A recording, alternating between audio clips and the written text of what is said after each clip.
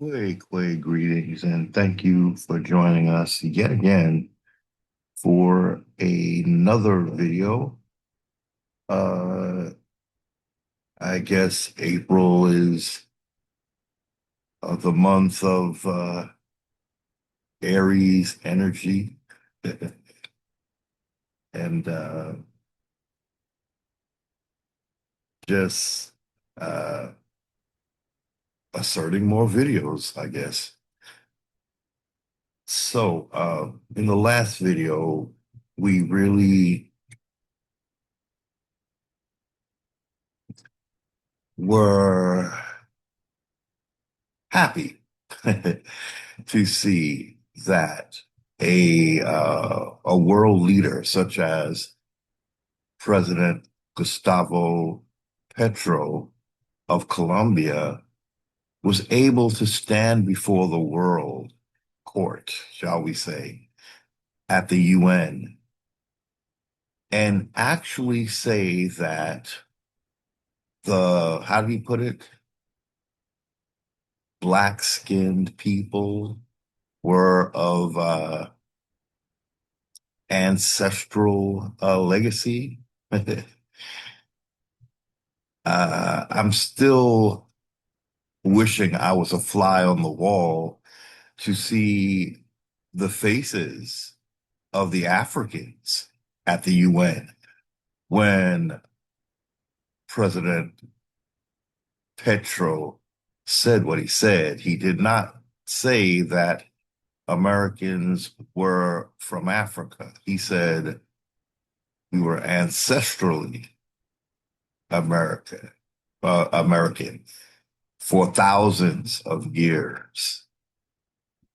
And as we know, the 1600s would not be thousands of years ago, 1600s when they first claimed to bring slaves from Africa here, you know. Um, but they lie so much, ladies and gentlemen, that it's just they really are trying to basically throw up a smokescreen of lies that we just pick and choose from, right? But I think we can begin to trust that a change gonna come. A change has to come because what they are doing is wrong. It's like murdering an innocent person.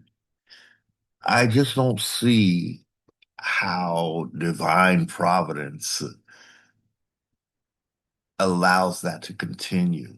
What we are in is an ongoing murder of our legacy, and we're being asked to replace it with one that is more convenient for the Negropean colonizers, where they get to be us. If we give up our legacy, basically, the Negropeans get to finally be one with us so they can claim America too. Oh, how you got here is when we got here as Africans. No, that's not what we're saying, colonizer, Moorish colonizer. We're not saying that we came with you. Get it through your thick black skull. It's not what's going on here.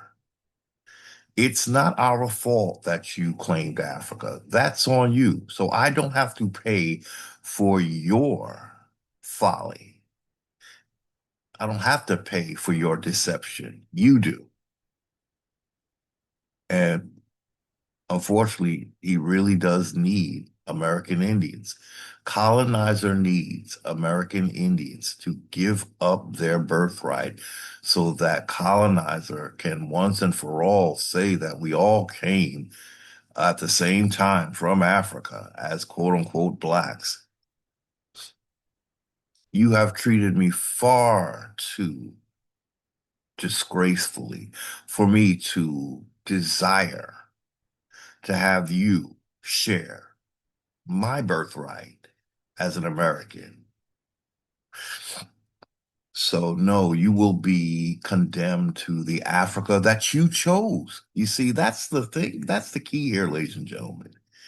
When someone is confused, right, and they pick and choose when or where their origin, uh, you know, what their origin is, that is on them, ladies and gentlemen. American Indians never claimed Africa. The Moors did. But now, again, we'll say it 1,000 times. They want us to make the same claim, and we're just not doing it. Your lies are not holding up, but you tell them anyway. It won't work. It won't work. More, you need to go home. You need to put your money where your mouth is and go make Africa great again. As you said, it was so great back in the day. We know you're lying, but hey, nothing beats a failure but a try. Go home, Negro peon. Go home and help your brother, the brother that you share a landmass with. Go help him. He wants the world of Negroes, according to what Ghana proclaimed or what the African Union is claiming, that they need all, quote unquote, people of the diaspora in order for their economy and their infrastructure and all of that to get where it needs to be. And you only concerned about North America, but your brothers in, the parts that are below North America, they need your help. We don't need you. Uh, we don't need you. You are an anathema to us. We don't want you here, Negro peon. As far as I'm concerned, I know some Indians who won't like, me saying this. I'd rather have other races here than Negro peon, for real, because I know who I am. You see, that's why. I don't want some Negro who's saying he's me when he's African. No other race can do that. I say this all the time, and I'm just going to find different ways to say it. I don't think foreigners will claim our identity as much as a Negro peon will. That's why I see Negro peons as a huge threat. I actually do. I really don't like that. It is like you still feel like you have to be in the fight for your life when you claim to be American only, and every algorithm and every AI is trained to make us African. This is the Negro peons doing, ladies and gentlemen. Now, again, in the last video, we said something like, and I think I want to clarify. We did say that all Moors are monotheistic. Uh, but I think it sounded like I was contradicting myself because I said something about Christians being a little different from the monotheistic religions that claim to be Semitic. You see, Christians are not actually Semitic. So then you might say, well, that means a Moor is not, can't be a Christian. But yes, he is a Christian. The difference is one is nobility. The nobility, when they're Christians, it's different from their subjects being Christian. I believe the nobility are Christians to create a sense of bond, with the subjects. So now we would think, oh, King James, because he was a Christian, he has so much in common with the common Christian, who's a subject under him. And that's not, we know that's not true, right? So the distinction is a Moor can be a Christian and not suffer the fate of Christians as the sacrifice because the Moor is considering himself nobility. So he will always rule over Christians and they will still be sacrifice fodder where the nobility will not be sacrifice fodder. You see? So they will wear Christianity as a form to like relate to the riffraff. Like, look, we're both Christians. Don't you like having a Christian king since you're a Christian? And then Christians will say, yeah, yeah. And then they'll be headed off to the guillotine for to be a sacrifice. So yes, uh, Christian Moors are a little different from the Semitic Moors. Now, the Semitic Moors will claim to be Hebrew and they will claim to be Islamic. So, no, Islamic is not your best friend when you're a man of color or you're American Indian. I should just cut to the chase. Islam would not be your end all be all if you're American.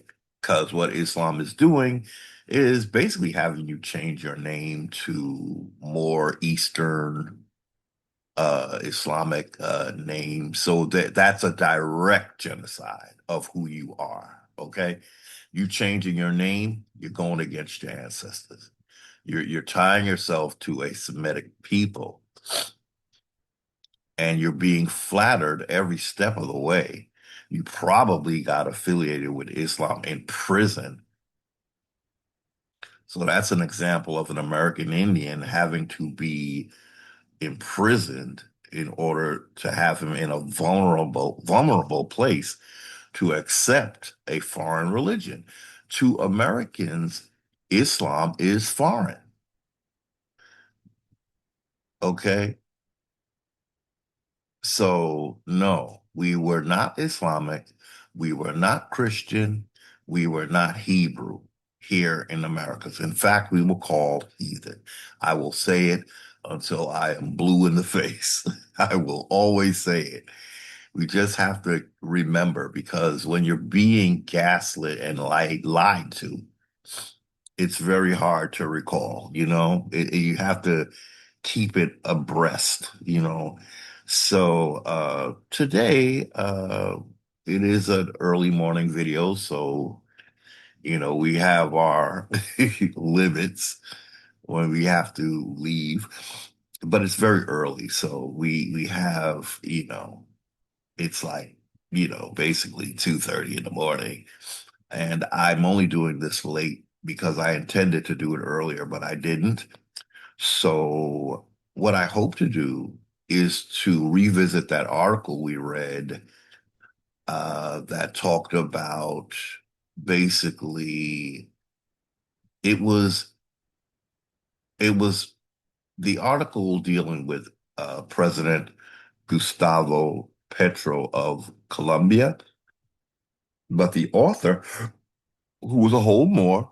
We thank him for the article, but just don't take my birthright. Just know that you're African. It's nice that you want to write about American events, but please keep in mind, we are not you. We were the heathen. You were considered Semitic as a Bey, you know. So in that article, he pointed us to a Pittsburgh what was the name of the Pittsburgh ooh Morning Herald? Oh man, look at me making it up. It was the Pittsburgh publication from October of 1945. So I was able to find that complete article And it's a mixed bag. I had to cut and paste it together because it was behind a subscription paywall, but it was the Pittsburgh publication that we were reading from in the last video, and we only had like sort of pieces of it. So I was curious as to seeing the whole article. So that's what is our little treat for today. We're going to actually see the whole article. And we also want to revisit. We are building an argument, ladies and gentlemen, that says everything in our legal system, the whole entire, it's not our legal system, everything in this English or England legal system, including all treaties, alleged agreements, land patents, uh, titles, deeds, all of this came after a doctrine of discovery, which proclaimed that our agreement was not necessary. Excuse me. Excuse me. All of a sudden, my voice is turning froggy. Um, so if we have a document that appears in our land uh, that says, "Hi, American Indians, we're going to do this, that, and that, this, that, and the other," as they would say. And we're not asking your agreement or your permission or your consent. We're just going to do it. Okay? And we just said, huh? And then they just started doing what they were doing. That is essentially what we are in, ladies and gentlemen. And what that means is there is no contract. When you are being put under duress to believe that you agreed to anything here that is foreign, such as this de facto England government, European, Negropean government, it will try to convince you that you agree to their domination. And what our argument is that we have no agreement. This is pure domination at its finest. So therefore, I am not beholden to you. I don't owe you anything. That's another thing. Whatever debt you incurred, I do not owe you anything. I did not agree to have you rack up any kind of bill, especially when I'm outside of your jurisdiction. This is all you, boo. This is all you. You racked up a debt in your system that you're trying to get me to pay, and I'm outside of your system. But then you'll say, I'm domestic dependent, so I am in your system. That is bullshit. That is some bullshit you made up because of what? The doctrine of discovery. We will find that the doctrine of discovery is just like the glue that holds this janky, flimsy house of cards together. And when you remove that glue from this house of cards, it do what houses of cards do. They are filling in all the blanks with the doctrine of discovery, not our agreement. We are those folks that somewhere in Christendom, a decision was made that we need eternal guardians.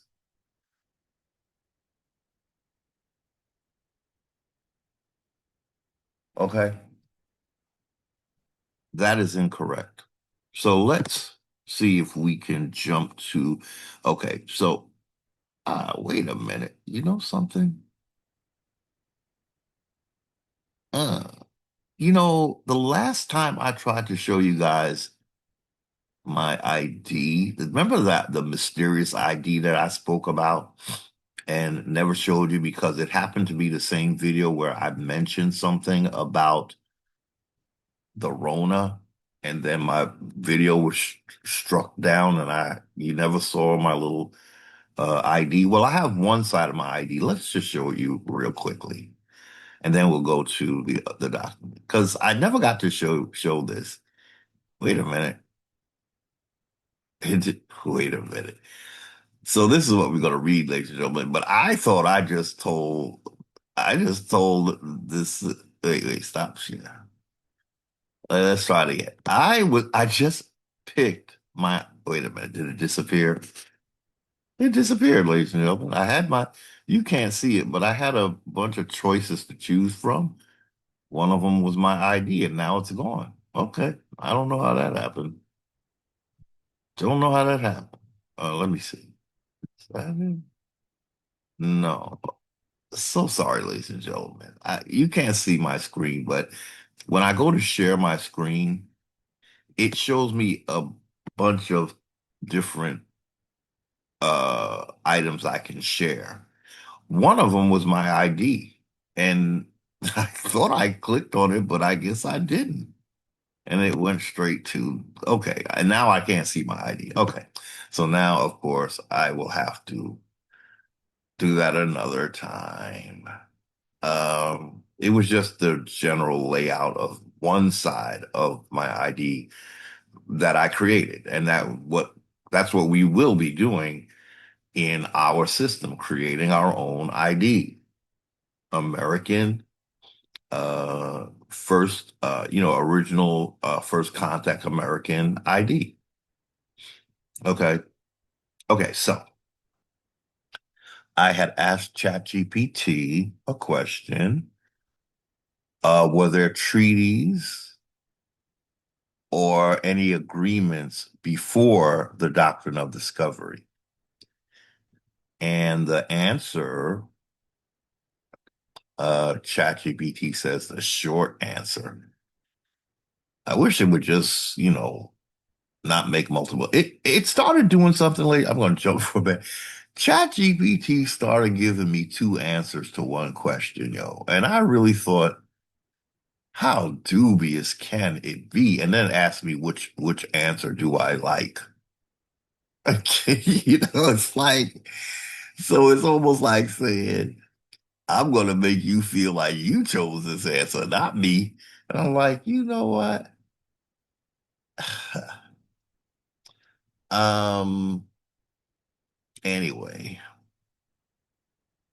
really, I prefer not to, GPT not do that. It just seems to, it's acting like it's like you're putting your personal bias. I ask you a question. I just want the overall answer. I don't want two different choices of answers, really. Although they kind of said the same thing. One said it in a way that I thought was weird. So, excuse me. Um, okay. So the short answer, I could show you the question, but my questions tend to be kind of related to other things we talked about. This is the middle of H. You can see at the top of the page, this is 54 pages. We are not going through 54 pages. So I sort of cut into the middle of the conversation between ChatGPT and I. So I said, uh, please, but first, did any treaties, so it asked me something, right? And I said, you could give me that, but first, did any treaties with Indians predate the doctrine of discovery? If not, then would not that mean that all treaties came after the doctrine of discovery, which allowed land seizure without need of treaties, nor the Constitution, nor any alleged agreements? Again, please do not tell me about what is legally accepted. See, I didn't want you to have to read all that, ladies and gentlemen, but that's how you have to get ChatGPT to not give you its little sidebar. ChatGPT will jump in when you ask it something and it has to frame the answer a certain way, it's going to throw little shadows of doubt in front of you. So I said to ChatGPT, so I said, did any treaties with Indians predate the doctrine of discovery?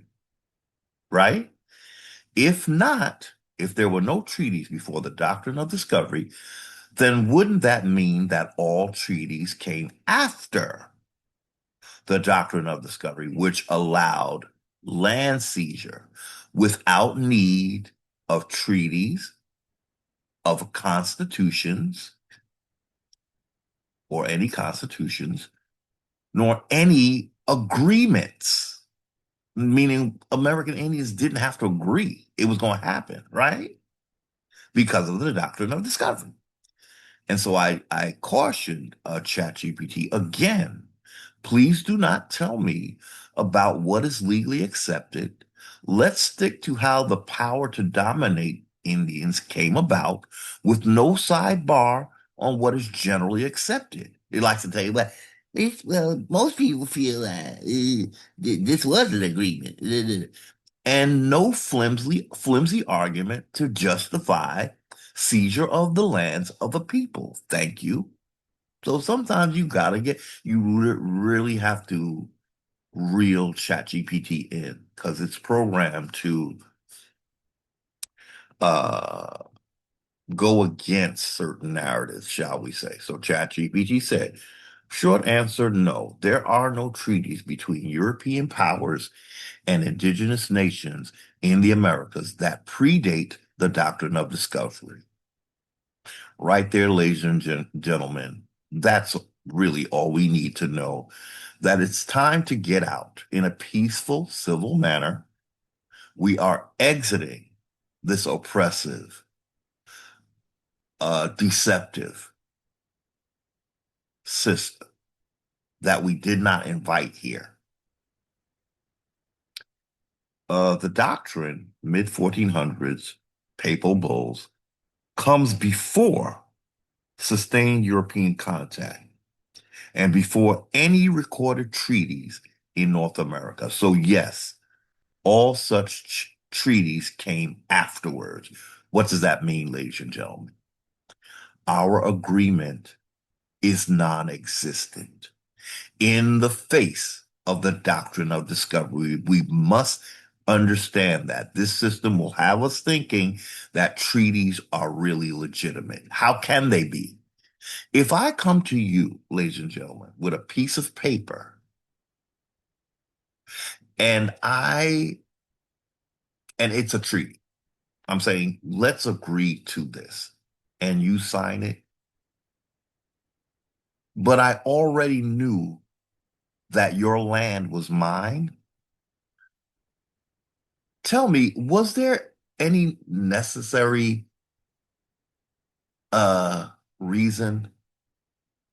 Was there any was your agreement necessary if I already own your land because of the doctrine of discovery? So again, doesn't that isn't the treaty null and void in light of the doctrine of discovery? Yes, it is, ladies and gentlemen. Yes, it is. I am a colonizer. I come to you with a piece of paper called a treaty saying we agree to dot, dot, dot, and dot. And you say, okay. And I don't know, somebody signs it. Maybe you didn't even understand English or, well, I don't know, Old English or whatever. But when I came to you with that treaty in my pocket, I already had a letter from the Pope saying, go take what's yours. Just go do you.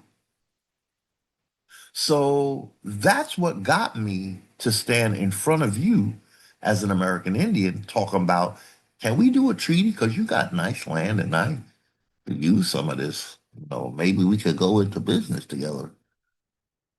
We are not going into business, ladies and gentlemen. He is already in a contract with the Catholic Church, you might say. The contract that he made with the Catholic Church before he came to you with a treaty is that he can take all your shit and you don't have to agree to it. Okay? That's why this whole thing, I'm talking about everything. What did we read? No, there are no treaties between European powers and indigenous nations in the Americas.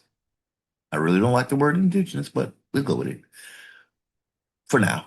In the Americas that predate the doctrine of discovery. Only that type of treaty would be legitimate, ladies and gentlemen, because you would not, first of all, you wouldn't be under duress. By the time you're invaded by Negropeans in the person of King James, you are under duress to these treaties. Someone should, that's like someone coming to my house unannounced, someone that I didn't invite, again, with a piece of paper saying, can we agree to this? Wait, I didn't even invite you. I didn't, not looking for an agreement. What are you talking about? Well, I see you have good land, and I would like to, let's start with your backyard. I'll take the backyard, you take the front yard.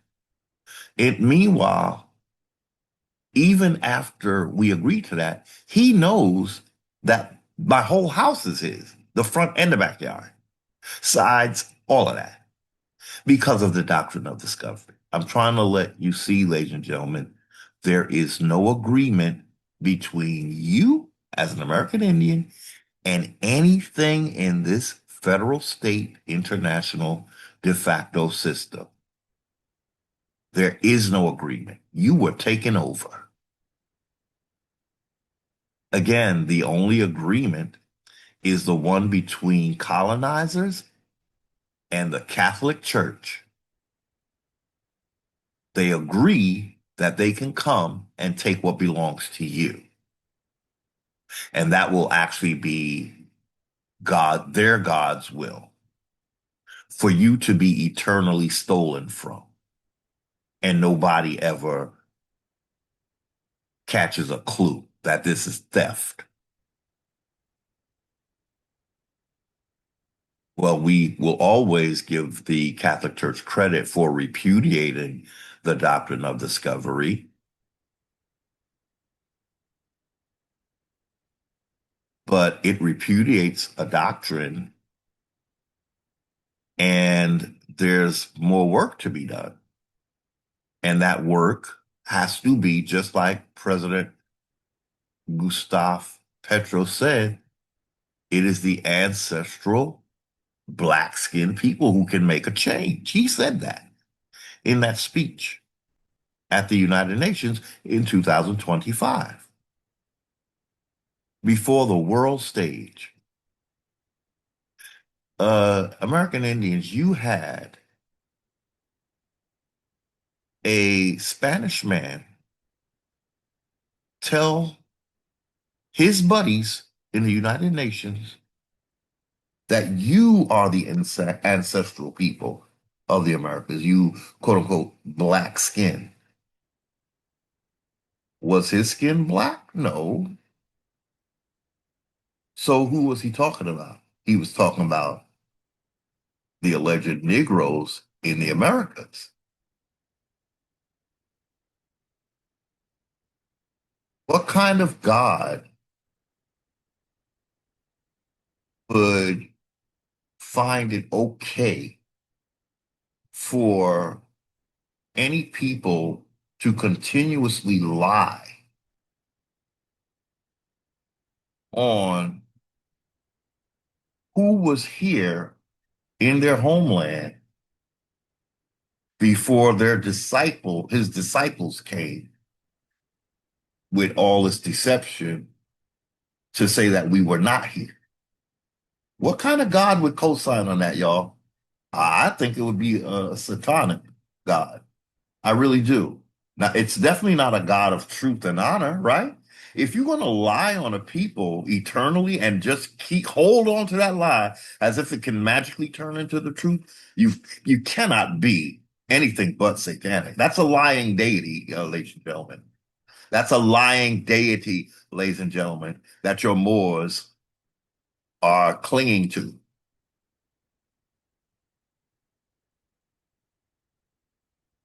That's how they get to steal birthrights. They just convinced themselves that a distinct people were not here. It was just a people that looked like them, and that was them. But we were not here before they got here. They brought us here. The Moors want us to think that it's because of them that we are Americans. No, it's not. No, it's not. Another thing I thought of, I know I'm going off late, but I'm so sorry. I thought of the idea that Pangea is somewhat inconsistent with the Moorish narrative. And you would never think of it, but here's how it goes.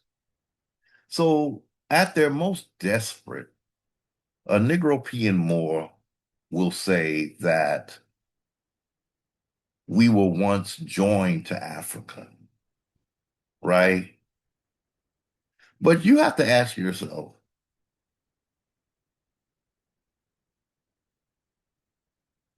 does that necessarily mean that the whole thing was called Africa? Because the way you insist on saying that we're from Africa, it seems like you only see Africa as a separate thing, or you're trying to make us believe that when this attachment, which I don't believe, ladies and gentlemen, I just I if even if America was attached to Africa, that was before we knew about it, and it doesn't count. When we arrive, I believe that the lands were already separated. But it's neither here nor there, okay? The thing is, if you're saying we were one landmass, why do you insist that we're from Africa? Wouldn't you say it differently? You wouldn't say that we're African because I would have to question whether if we were attached to Africa, would we be called Africa?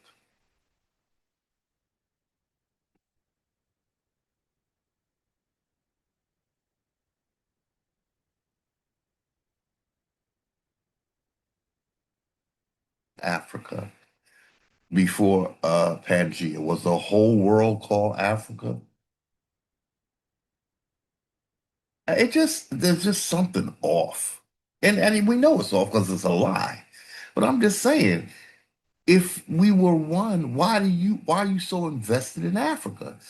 It's like they seem to have a preference for Africa. They don't see America as its own, or you know, they Africa is where they want to be, and we're going to help them make that dream come true, American Indians. We're going to help them make that dream come true, their dream of Africa for them. See, that's when they don't want Africa no more, ladies and gentlemen, truth be told. All they talk about is Africa, but they don't want Africa if we're not included in that package. Africa doesn't mean anything unless they can grab us to it. And then they can begin to branch out into our birthright. Okay. So, and let's back to what we're reading. So, there are no treaties between European powers and indigenous nations in the Americas that predate the doctrine of discovery. The doctrine from the mid 1400s, papal bulls, comes before sustained European contact and before any recorded treaties in North America. So, yes, All such treaties came afterwards. The treaties are bogus. So when the United States tries to say, oh, we're going to go back to the treaties, no, you're not, because they're bogus too. Like they're going to try to say, okay, you Indians figured out that you're not supposed to be under our domination. So can we go to the treaties to dominate you? No, we can't go to the treaties because that was all duress, and we never invited you to make a treaty with us. You came on your own. We did not ask you for a treaty. We did not invite you. The treaties are bogus. Bogus. They're just looking for an excuse to continue to dominate. But you had the doctrine of discovery, so you didn't need treaties. So they are unnecessary. They are bogus. Now, here's the part that needs tightening. So it says it stays grounded.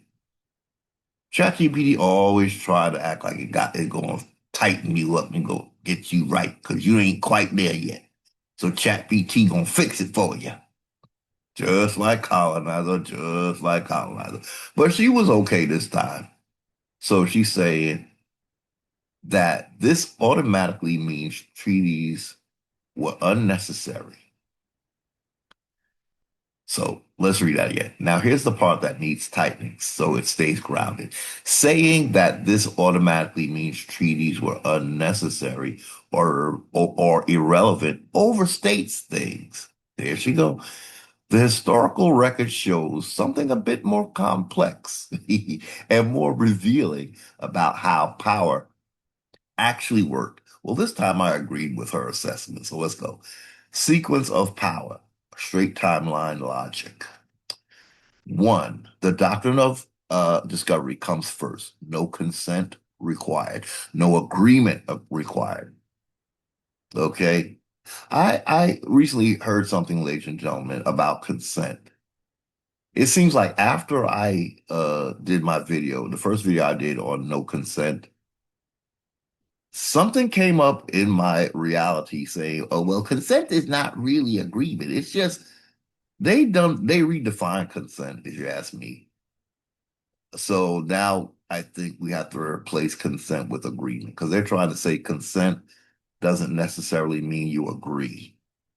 It's like, Lord have mercy. This is why we just got to get the hell out. Okay, so the doctrine comes first. No agreement required. No agreement from Indians is required, right? So that means they didn't need our agreement when they started making treaties either. They already had the doctrine of discovery. That's the 1450s through 1490s papal bulls like Inter Cetera. They assert Christian monarchs can claim land not ruled by Christians. Excuse me. So again, we were not Christians. Indigenous peoples' consent is not required. They can come and take your shit without your agreement. That is theft. I don't care how you wrap it in Christianity, okay? It is theft, okay? And any deity that says theft is okay when one of its commandments is thou shalt not steal, you know that that's a chaotic deity, okay? You know that's a deity about. It's going to have to say it. At least when it comes to American Indians, it is. Now, you know also that the God has a double standard. This God of monotheist. In other words,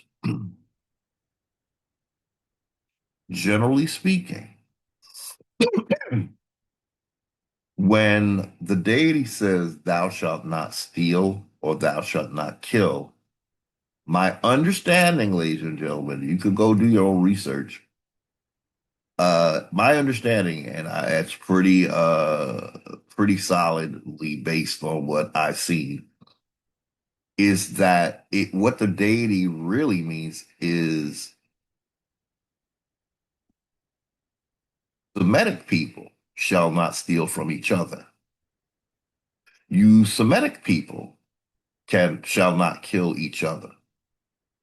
But if you're dealing with non-Semitic people, those rules don't apply. That is what came to my awareness, ladies and gentlemen. In other words, this is a jurisdiction type of sort of like with the United States. It's a jurisdiction issue where laws that apply within the jurisdiction do not apply outside that jurisdiction. You see? So again, you think the deity means thou shalt not kill anybody, but how it actually plays out is the sin of killing. It's only when it's another, shall we say, believer or another Semitic person, because everybody else is cattle. You can kill, right? You can steal from cattle. Cattle is your property. That's not theft. So that's the logic here, ladies and gentlemen. And this is why I think when you make a provincial deity universal, there's a problem.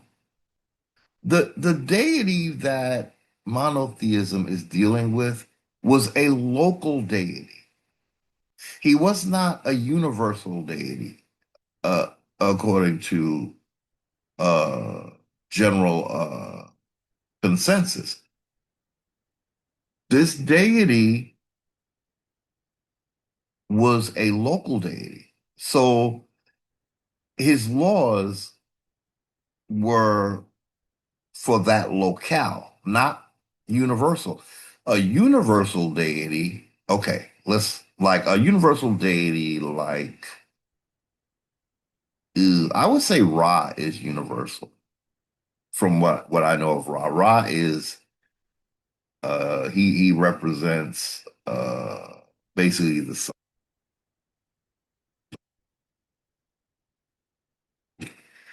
So a universal deity, when it says thou shalt not kill, he would mean everybody. That would apply to everybody, the whole world.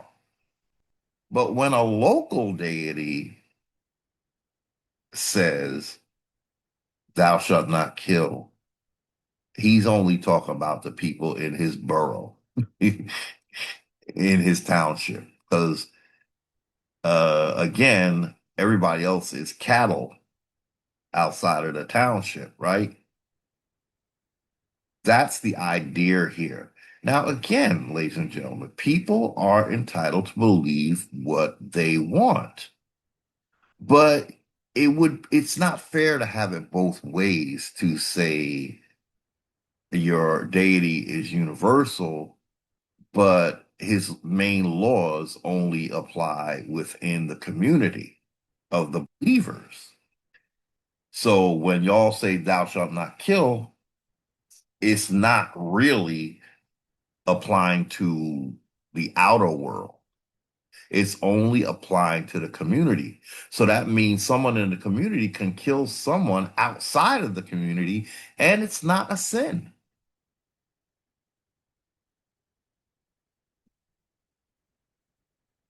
That's why colonization can be done with this type of energy because it doesn't see American Indians as equal.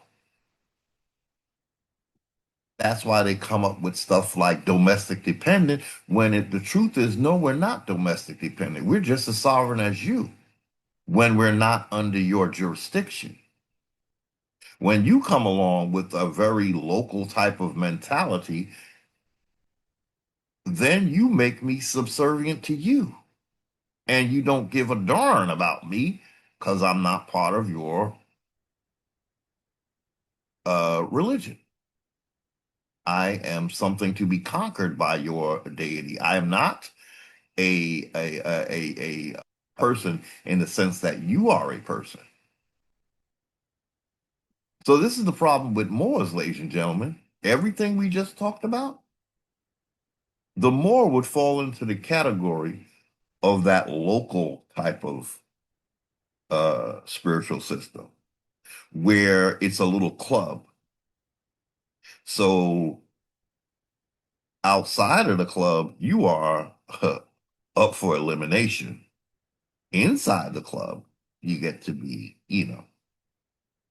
So that's why, even though we look like each other, the difference between a Moor and an American Indian is vast.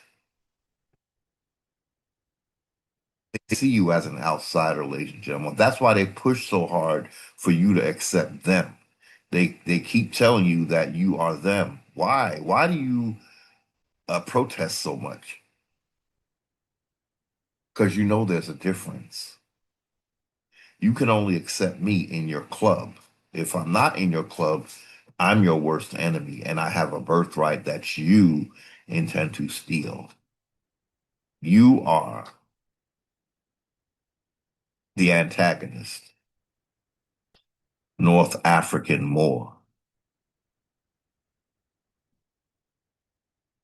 That's why you can't really tell us that that's why you can claim to be from Africa and yet still think that you have claims in America. Because your deity, it doesn't have boundaries. It feels like you can step outside of your local uh, you know, vicinity and just go take what belongs to the quote unquote heathen because they don't count like you do. That's why we're not like Moors.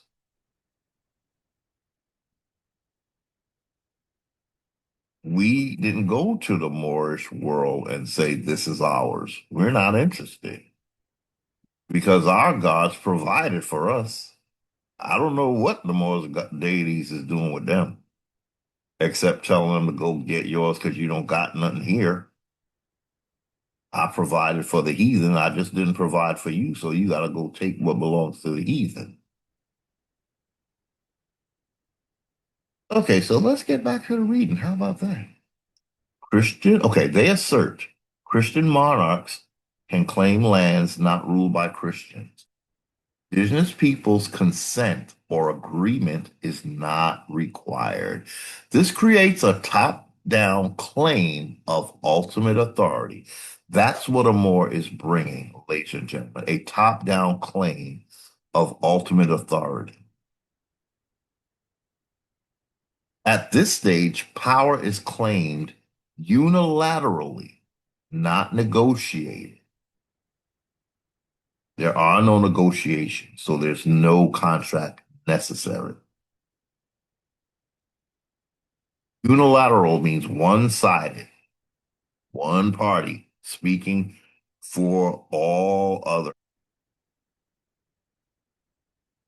Power is claimed unilaterally, not negotiated. This is what happened to American Indians once the Moors came. King James was a Moor. He just happened to be a Christian one. Well, Lee Cummings asserts that he was actually Hebrew Israelite, but that's Lee Cummings. And Lee Cummings is claiming to be related to King James. Lee Cummings, the author of the Negro Question series, which actually is an excellent series because it tells us in no uncertain terms that European nobility were all black, except for the Anglo-Saxons. And that's why Britain became the leader of all the Negro nations in Europe because they were the first to have purity white Anglo-Saxon. And the Negroes there said, aha, we finally got our villain. Now you go over there and control them Negroes so we can hide over here. And they never think it's us Negroes. Okay? Okay. Two, contact and colonization began in the 1500s through the 1600s. So our first time frame is 1450s to the 1490s. And then in the 1500s to the 1600s, After the doctrine of discovery, Europeans arrive and cannot simply occupy everything by force immediately. So when they first come, they can't just take the land, right? It's not possible, right? So they finesse it. Indigenous nations are militarily and politically significant. So that means we were a big power when the Negropeans got here. So they couldn't take us by force. Okay? So the reality check. Even if a doctrine allowed seizure, practical control required interaction. That's why they created treaties, y'all. They had the doctrine that allowed for seizure. That's what this bullet point is saying at the bottom here. But they couldn't just seize. They had to be practical. And the control required interaction, like treaties. You see, ladies and gentlemen, what they're saying? Just if you would please read it.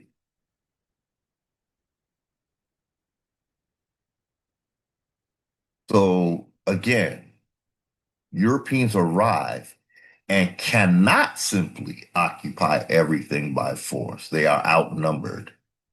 Indigenous nations are militarily and politically significant in the Americas.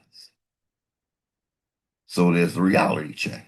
Even if a doctrine allowed for them to come and take everything, they couldn't.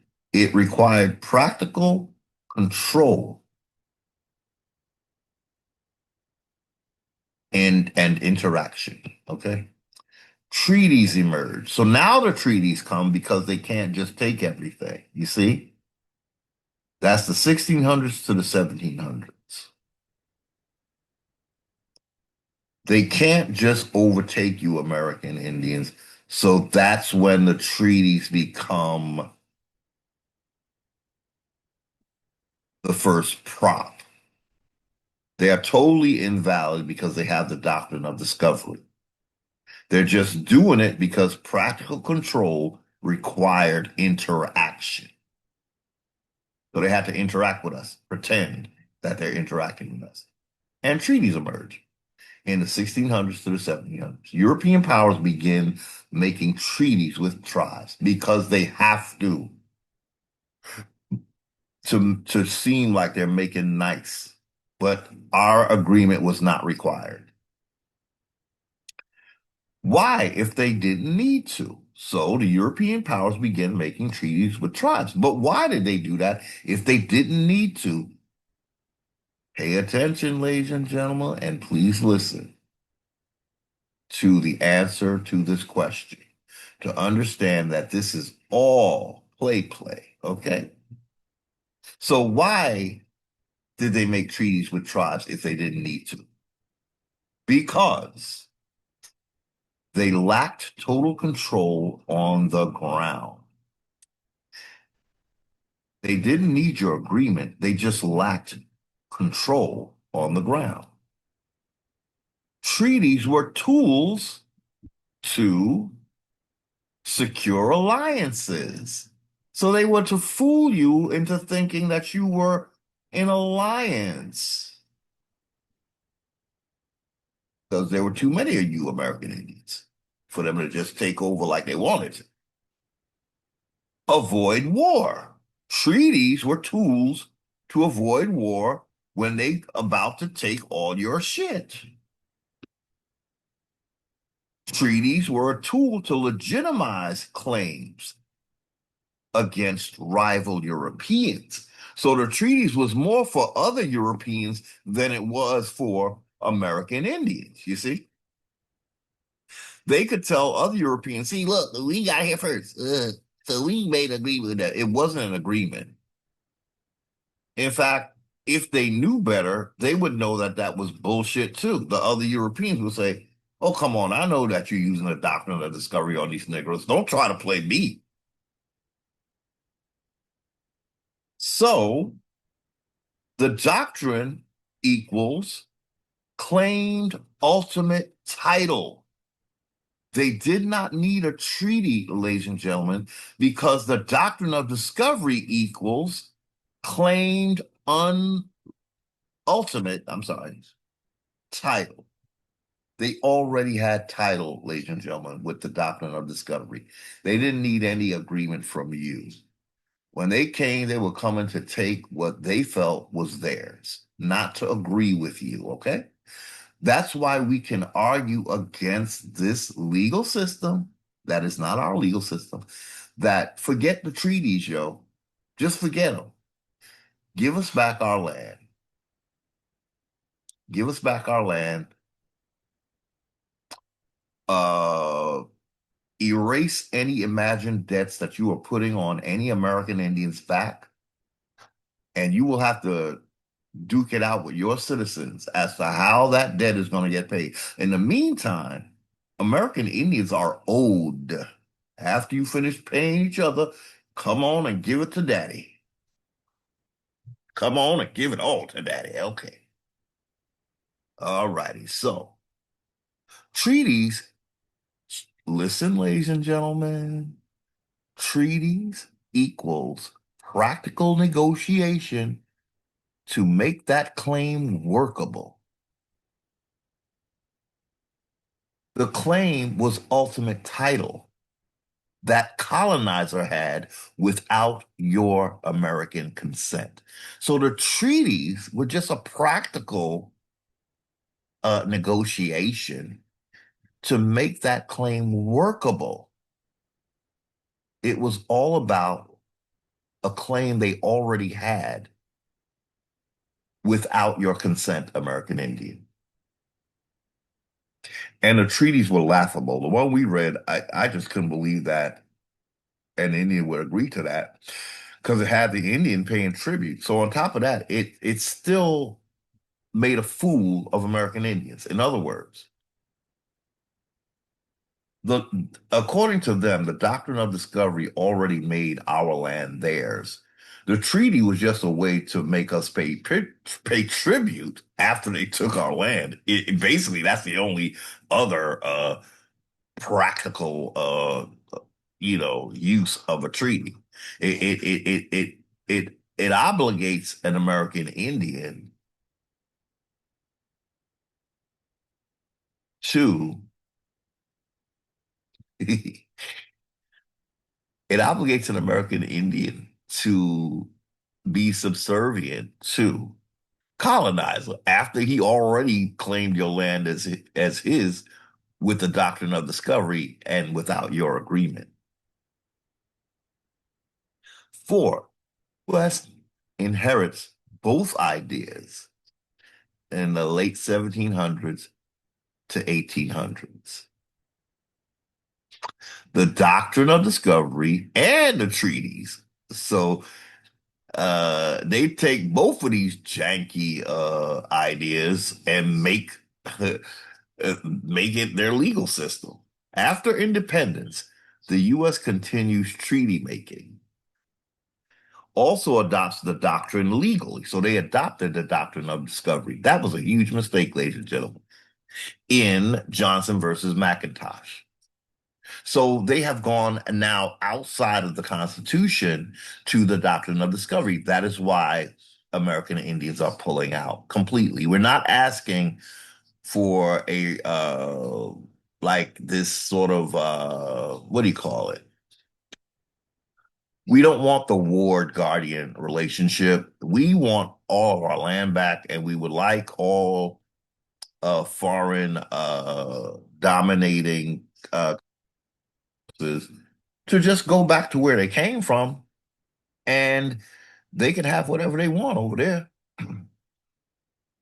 But unfortunately, people won't be able to just run to America, and that's a good thing. It's good because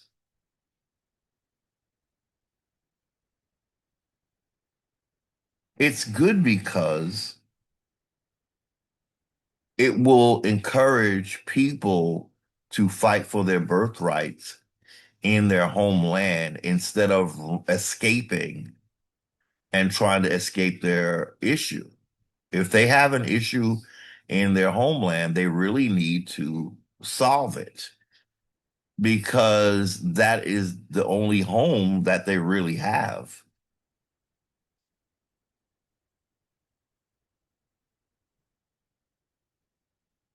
This creates a dual structure. So see where the American Indians are limited to one structure, which is the Constitution. The United States has two sets of laws they can grab when convenient. The Doctrine of Discovery and the Constitution, and just use it any way they want, misinterpret it and all of that. Because we did read that the Doctrine of Discovery allowed for them to misinterpret the Commerce Clause to mean that they have plenary authority when the Commerce Clause does not say that they have plenary authority. So the Doctrine of Discovery is doing a lot, y'all. It's just making toilet paper, which is already toilet paper, but it made it toilet paper with shit stains on it. The Doctrine of Discovery made the Constitution not just toilet paper, but toilet paper with shit stains on it. So this creates a dual structure. The U.S. claims ultimate dominion from the Doctrine of Discovery. Tribes retain occupancy rights unless ceded by treaty. Okay, so that's the dual structure. The U.S. claims dominion from the Doctrine of Discovery. Tribes retain occupancy rights unless ceded by treaty. See, so the treaty is doing something and the Doctrine of Discovery is doing something. So that's the dual structure, you see? But the tribes, they think the treaty is the only thing. But the U.S. got the Doctrine of Discovery and whatever treaty they come up with, which is both of them is bogus, y'all. Because again, American Indians never agreed to any of this. 5, shift from treaties to unilateral control. Finally, they give up the farce of treaties because they got most of the land. Treaty making stopped. It had to be after they got all the land, right? They didn't need treaties no more. Now they're going to make you assimilate. So a shift occurs from treaties to unilateral control, starting with the Indian Removal Act. Now they're just going to tell you where to go, right? No more treaties. Treaties was about basically supposed to be about your land is yours and this part of your land is mine. Now they're just saying, Negro, get this, hit the bricks, Negro. It's Indian removal time, yo. Fuck what you heard. In 1871, the United States ends treaty making altogether. You see how they just made a decision without consulting American Indians?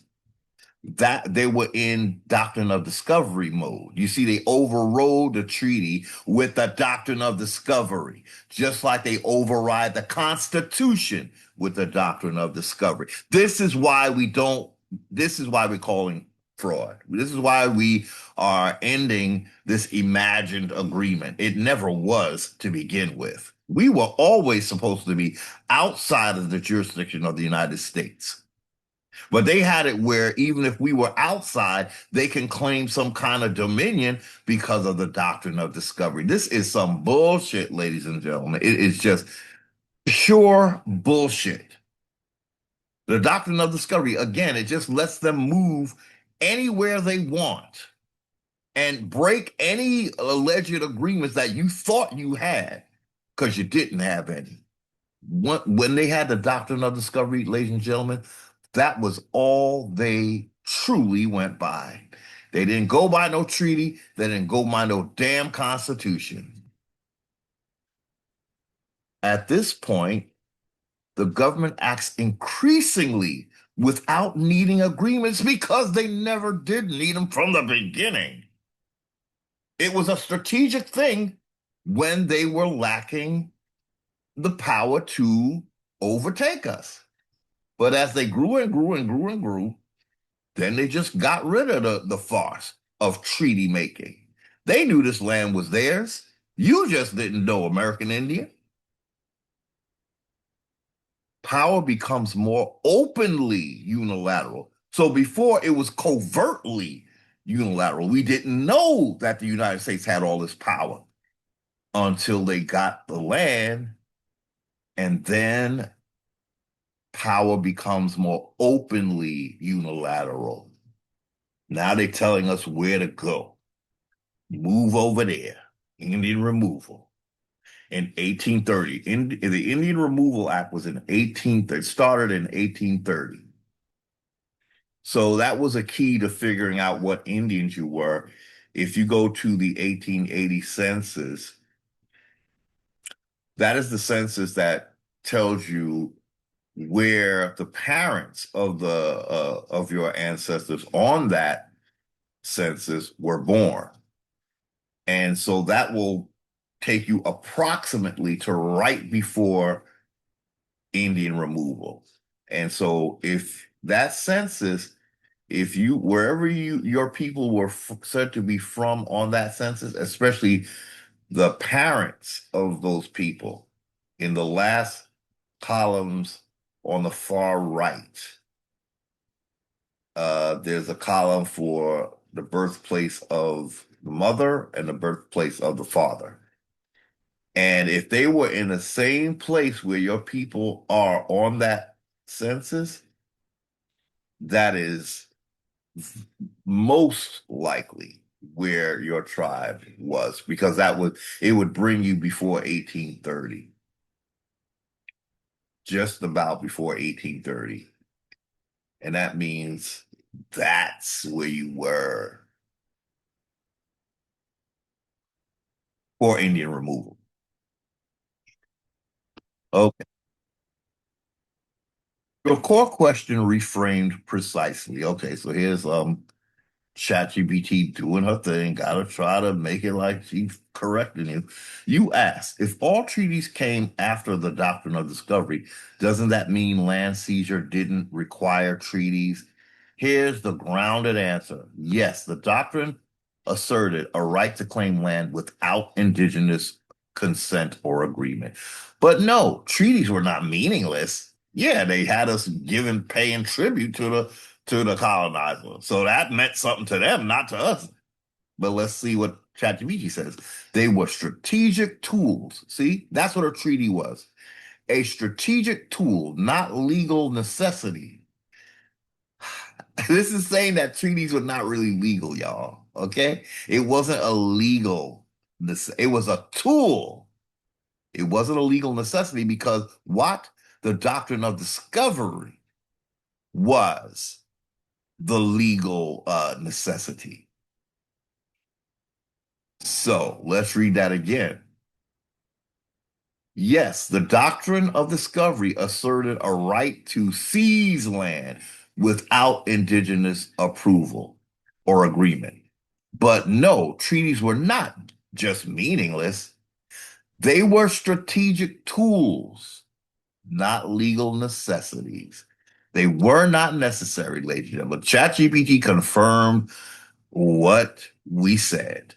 Treaties were not necessary because of the doctrine of discovery, baby. That's what we have in our argument against United States domination for American Indians. Treaties helped convert theoretical claims into actual control. So the theoretical claim was to all our land. The treaties helped make that possible. It wasn't to benefit America. Treaties were not meant to benefit American Indians. They were strategic tools that helped convert theoretical claims into actual control. What this shows about power stripped down. Okay, come on with it now. You got the scales of justice there. That looks very Libra to me, so I'm expecting something good. The doctrine of discovery equals claim of authority without agreement or consent. Let's read that again. The doctrine of discovery equals claim of authority without consent. Treaties equals conditional, situational agreements under that claimed authority. Okay? A real treaty, in other words, ladies and gentlemen, would not have a doctrine of discovery behind it. Okay? A real treaty would actually be two nations who uh, agreed to come together, not one showing up at your doorstep one morning and talking about let's treaty. First, it was an invasion. So you already invaded me. Too late for a treaty, I think. If you showing up at my doorstep uninvited, that's an invasion.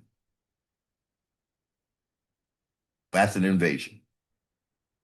So if we could read that one more time, what this shows about power stripped down. Point one or bullet point, first bullet point, the doctrine of discovery equals claim of authority without consent. Point number two, treaties equals conditional, situational agreements under that claimed authority. Bullet point three, later U.S. policy increasingly unilateral enforcement of that authority. They're doing it by themselves. The U.S. is without any agreements, it's unilaterally on its own the enforcement of that authority. So the progression looks like claim, no consent, negotiation when necessary, control with or without consent. So they made their claim to our land without our consent. They started treaties when it was necessary, but they didn't need them legally.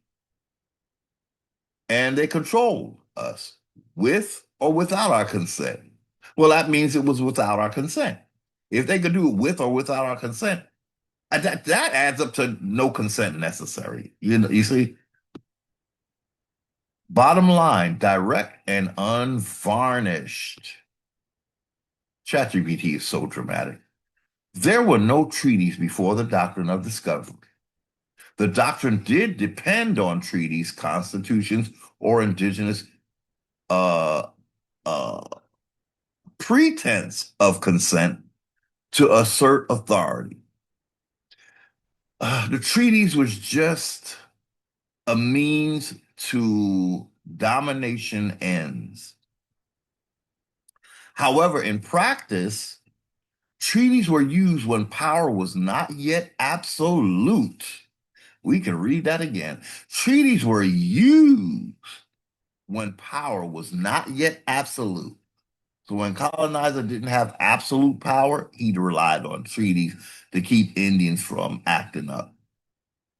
But when he had the power, no, that's when he stopped making treaties, y'all. We read that a few sections above.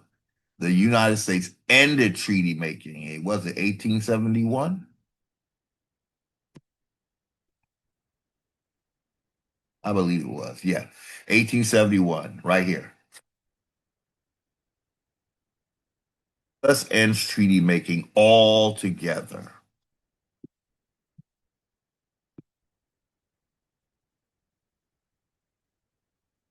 So, however, in practice, treaties were used when power was not yet absolute. Once power increased, reliance on treaties declined. They had already convinced us of their domination. We were all broken up. We were all segregated into civilized and uncivilized, where the civilized were basically doing the bidding of the United States, and the uncivilized Indians, mostly Algonquins. By and large, uncivilized Indians were Algonquins in the Northeast woodlands, particularly, but not exclusively in the Northern Woodland area. Remember, Algonquins were the only Indians, from what I recall, that stretched beyond the Mississippi. I think there were patches of Siouan, but there was no Iroquois beyond the Mississippi because Algonquins were everywhere. And again, when I say that, what I'm actually saying is that originally we were all Algonquin speaking until some of us got civilized, and then we were called Iroquois, Haudenosaunee, and Siouan, and all of that, these other Muskogee and all of that, y'all. All of that. But the language that they depend on in the Old Webster's Dictionary, as we always say, was Algonquin. I really have to find that breakdown where I finally get ChatGPT to admit that it was only Algonquin that was words that were used in a dictionary. Or they try to say Algonquin and other indigenous languages, but they don't, they're not trying to be specific, and then they're not really differentiating, that was very interesting, but I would have to find that. Okay. Oh, so did we get to the bottom of this? Oh, no, no. If you want, next I can build a visual flow diagram. ChatGPT loves making diagrams, but some of them are actually very helpful. So they saying they could show me the doctrine of discovery, how it affected the Supreme Court, how it affected congressional power, and then how they just end treaties because they are dominating American Indians into thinking that this United States government is their only authority. And when it was never supposed to be, not even in a janky constitution, were we supposed to be under the jurisdiction of the United States, y'all.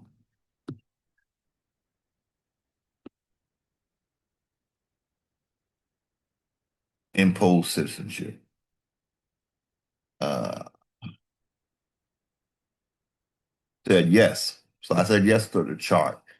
But please confirm you are saying treaties were used strategically, but this would mean, I don't know why I wrote means. This would mean they were not legally necessary, but used until dominance was established via Congress ending treaty making and doing so without consent from Indians, and then Congress by itself picking and choosing which treaties it would honor. You're zeroing in. That's ChatGPT's answer. You're zeroing in on a real pattern, but the way you stated it needs one key adjustment so it stays accurate rather than overstated. Oh boy. ChatGPT always, even when it's telling you you're right, it's still going to try to tell you she know better, right? Short confirmation. Yes, treaties were often used strategically in periods when the U.S. and earlier European powers did not have full control on the ground. Yes, federal policy later shifted toward unilateral action, the government doing it all by itself with no consent for nobody, especially after Congress ended treaty making in 1871. But it's not quite right to say treaties were not legally necessary in the system the U.S. itself created. I guess that's fair. In their system, they're going to act like it was necessary, or that Congress could freely pick and choose which treaties to honor without constraint. If they can end all treaties, wait a minute. That don't see now this is when ChatGPT starts getting very, I don't know what to call it, y'all.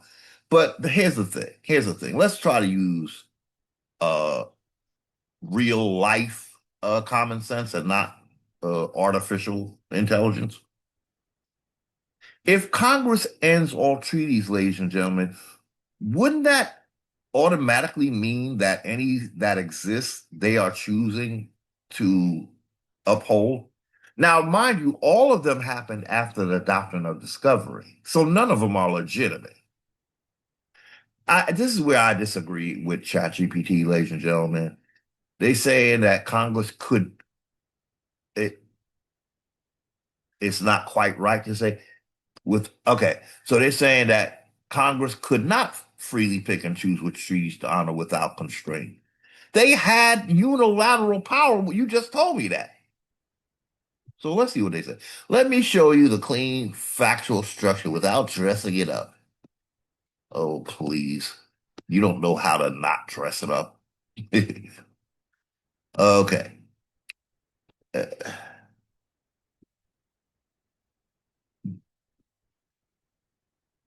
I just want to get to the part where they're trying to say that Congress didn't, uh, couldn't, what they say?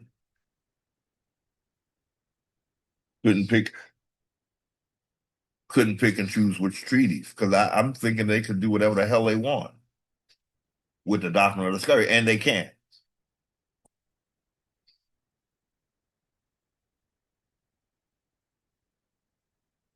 Okay. End of treaty making in 1871. Congress starts making new treaties with tribes. Important nuance. This did not cancel existing treaties. Oh, okay. Well, they still bullshit though. Yeah, I see what it's saying. So they did not cancel existing treaties. It changed the method going forward from treaties to statutes and executive action. Why is it executive, ladies and gentlemen? Because you don't have any representation. So basically, because you're under the District of Columbia as American Indians, when the president makes a what they call executive order, that's without your consent, American Indians, because you don't have representatives. So you can only be subject to executive action, is what I'm reading here.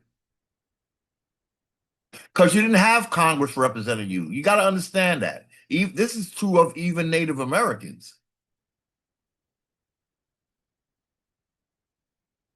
There are no representatives in Congress, but in as much as you're acting like a citizen, maybe I would have to look that up. But basically, what I'm reading right here, from treaties to statutes and executive actions.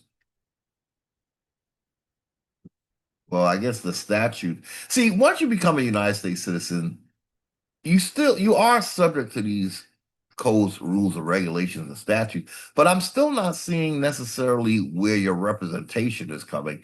I mean, you're voting, but is your vote, what is your vote when you're completely dominated? What exactly is your vote about? We may never know, right? I just don't see it, y'all. They work too hard to dominate Indians to give them a choice. You see what I'm saying? And this goes for Native Americans as well.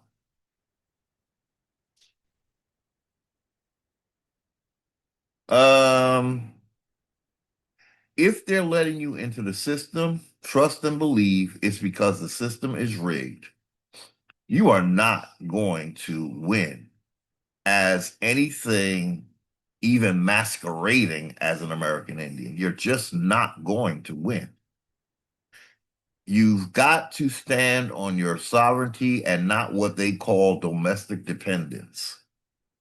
That's why in the last video, I want to stress we're not asking the United States. This is just a public announcement, because me and my constituents, we have come to agreement anyway. Uh, But everything is gradual. As we see as we go. We learn as we go. And what we began to realize is that we thought originally that, oh, maybe they need to reclassify us as American Indians. But on deeper thought, we realized, well, no, we have to be outside of their system. That's what Article 1, Section 2, Clause 3 is saying. We're not taxed, we're not counted in their census, and we're not represented in Congress. So what sense does it make to put us in a census that we're not counted in? So it's actually more constitutional to have them remove Negro, colored, Black, and African American from any of their censuses. We're not part of your system. You don't need to count us. And right there, ladies and gentlemen, it really does seem to me that Article 1, Section 2, Clause 3, if it was really looked at for what it says, it really has the power to end a lot of the shenanigans going on. You won't be able to tax American Indians, so the prices are going to go sky high for citizens. But then they're going to try to make American Indians pay those prices, but you owe us, so we don't have to pay those prices either. You owe us reparations for land seizure.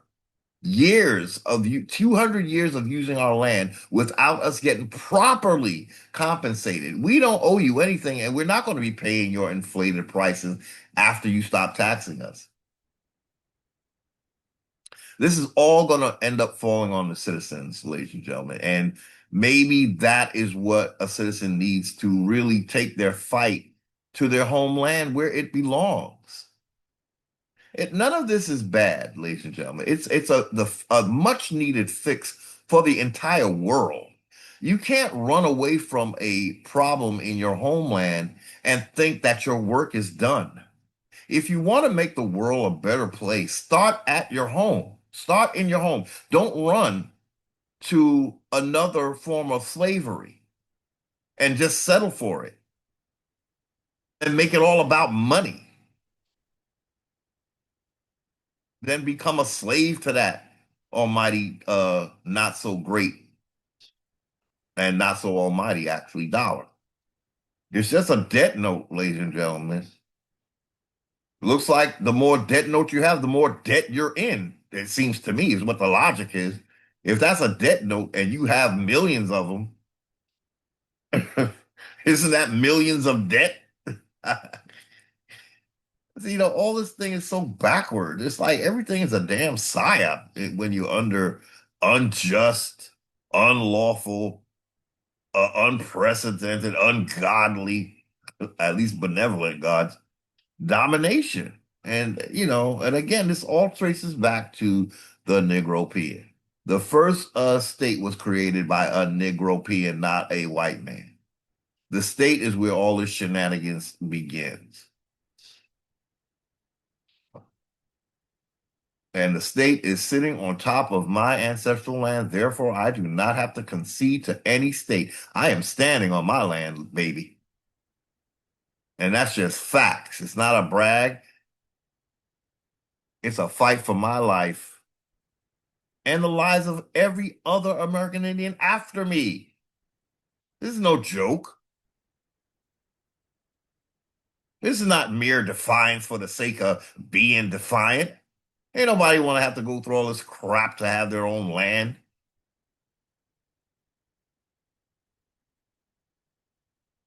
Okay, so ladies and gentlemen, I think we're going to end this document.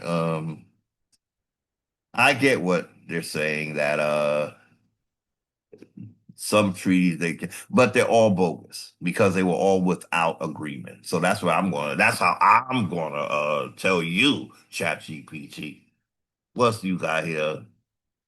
Congressional fair. Courts recognize Congress has brought. Oh, see now that we know that's bullshit. We ain't even gonna ride.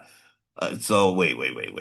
That first of all, Clarence Thomas has been questioning this as well as Gorsuch, the other judge, I believe his name is Gorsuch.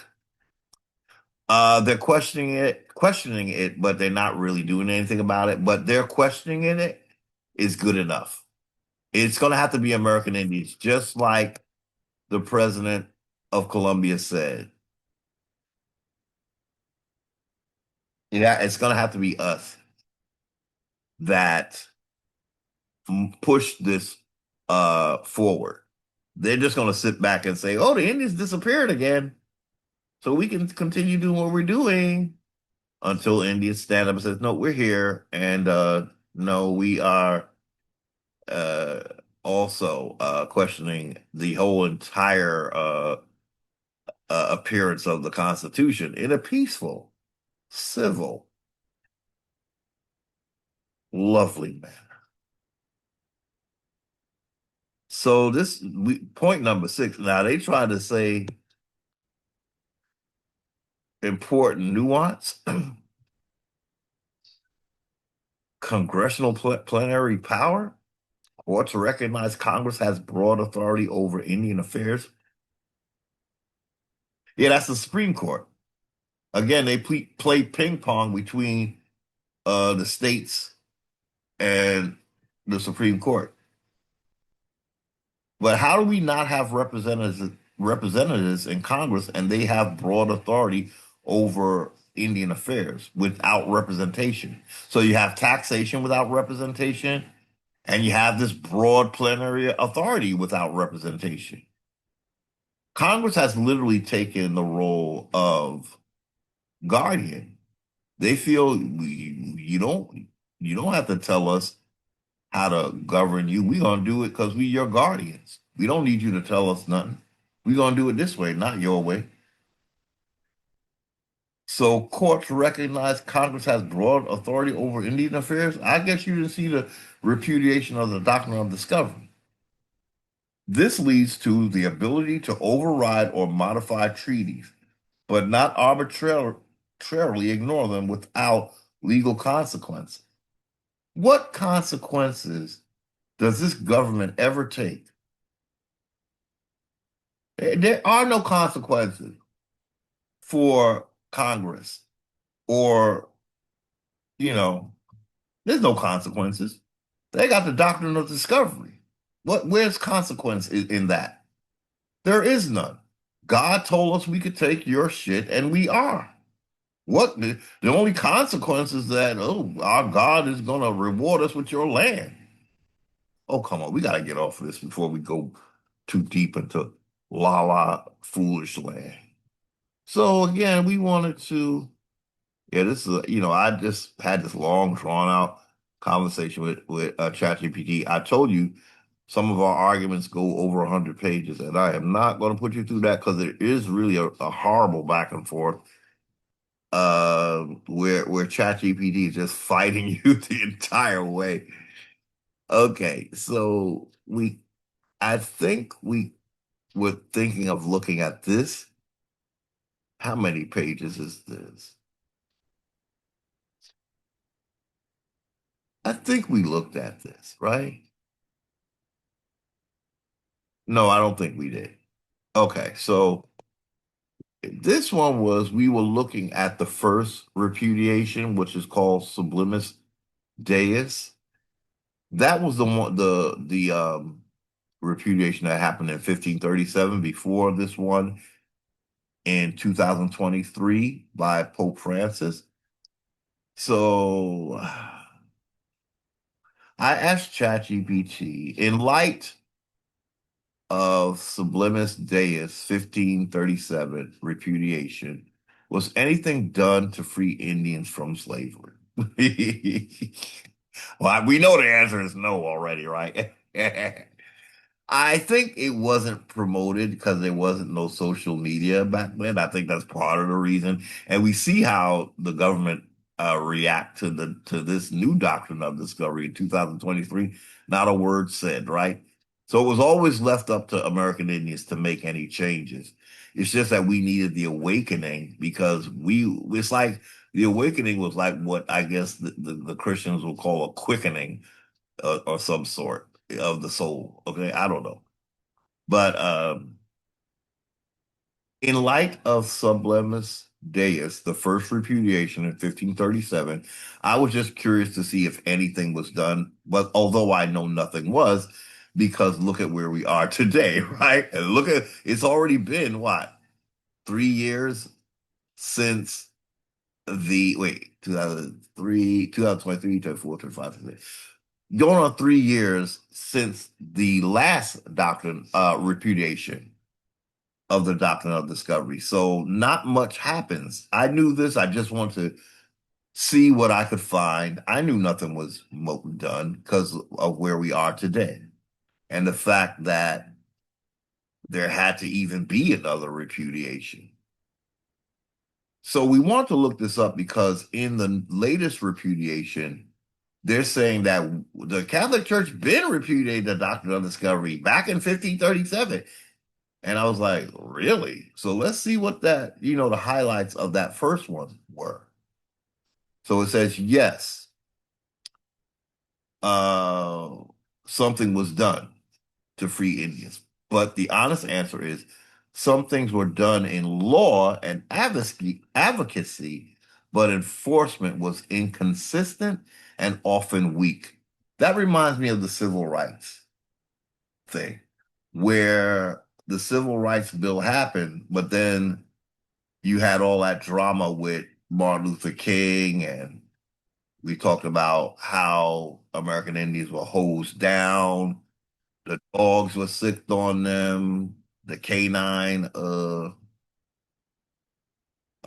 force, and they were spit on and all of that, right? So although a law was passed like civil rights or whatever, the government wasn't doing anything to make sure that this was done in a civilized manner. They let us feel the disdain, right, of the white citizens.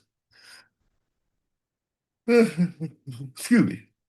So I think that's the feeling I get with these doctrines, this particularly this first doctrine of discovery.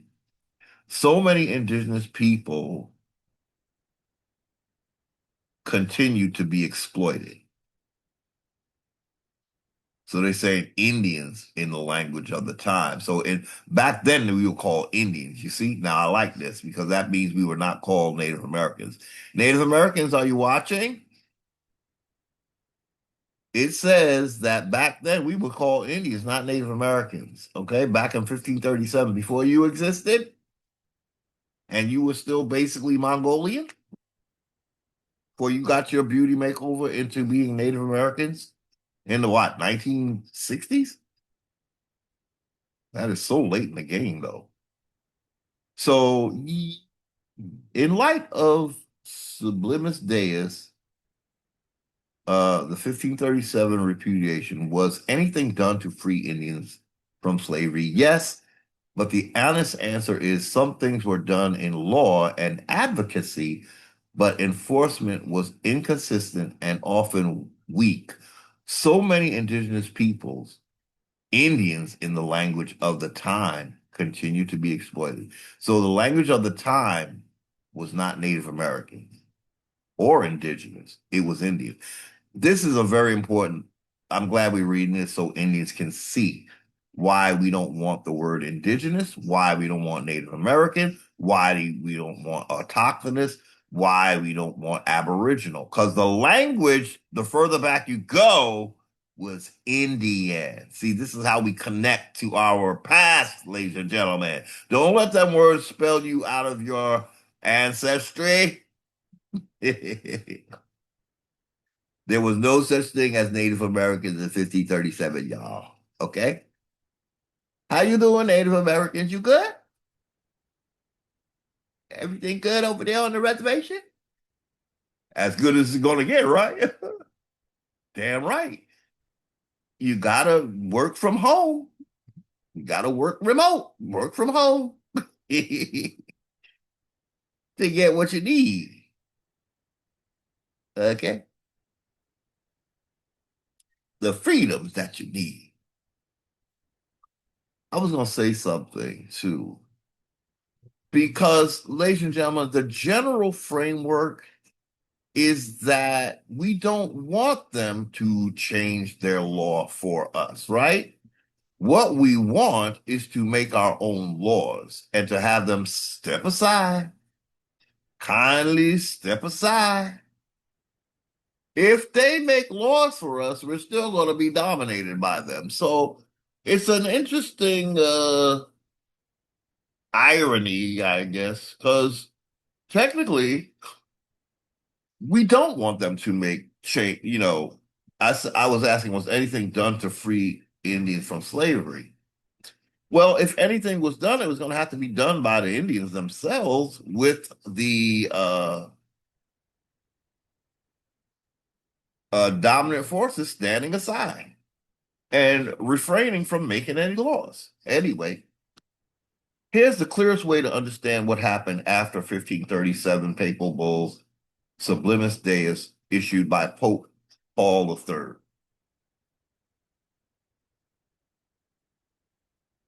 What Sublimis Deus actually tried to do. Now, remember, the doctrine of discovery in Dumb Diversus is making us perpetual slaves. So they tried to clean that up in 1537. In 1493, we were claimed perpetual slaves. By 1537, they tried to clean that up because they realized way back then that that was some that wasn't didn't hit the way it should. It declared in this first repudiation that Indians were fully human with rational souls. Okay, Indians, not Native Americans. So it declared that indigenous people, Indians, were fully human with rational souls, could not be enslaved. That bullet point was a little off. Had a right to liberty and property. Now we have a problem with those two terms because they're commerce. Well, property is a term of commerce. Liberty is a term of monarchy or some kind of subjugation. We don't want liberty. We want freedom. Liberty is something somebody gives you from your slavery. See, that's how a monarch thinks. They think in terms of everybody is their slave or their subject. But in actuality, we are free. Okay. If domination is to occur, it has to be with full consent and full agreement for it to be truly ethical or valid. I don't know why the second bullet point looked like that though. They didn't line it up. Okay. This was a direct moral and theological rejection of enslaving indigenous populations in the Americas. But remember, the church did make us slaves in 1493 with the perpetual slavery of dumb diversons. Immediate pushback. This matters.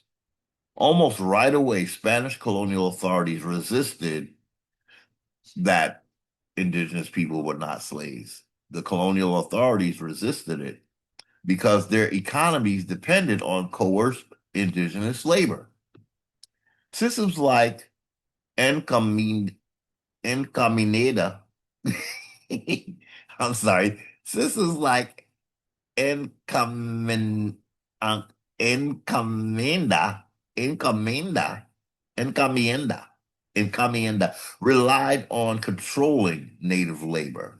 In fact, a related enforcement decree, Pastoral Officium, was partially withdrawn under political pressure from the Spanish crown.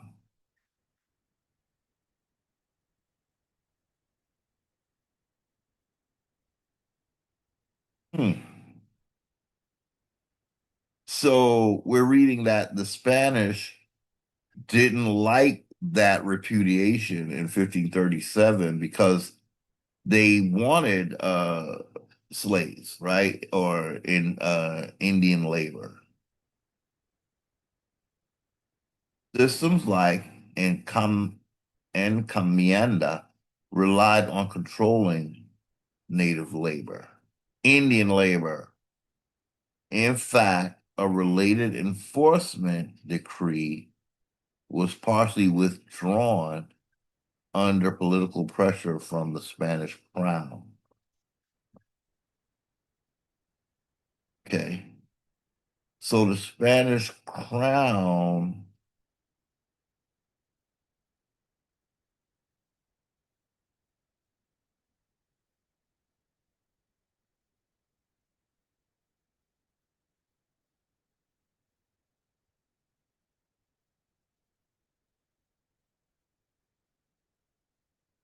so from the start, there was a gap between church principle versus colonial practice.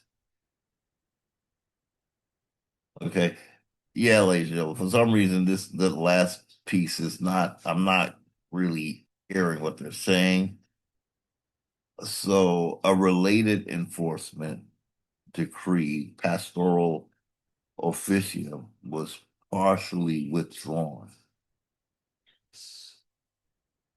So the Spanish crown wanted slaves, and they withdrew part of the pastoral or the church official so that they can have native labor, I guess is what it's saying.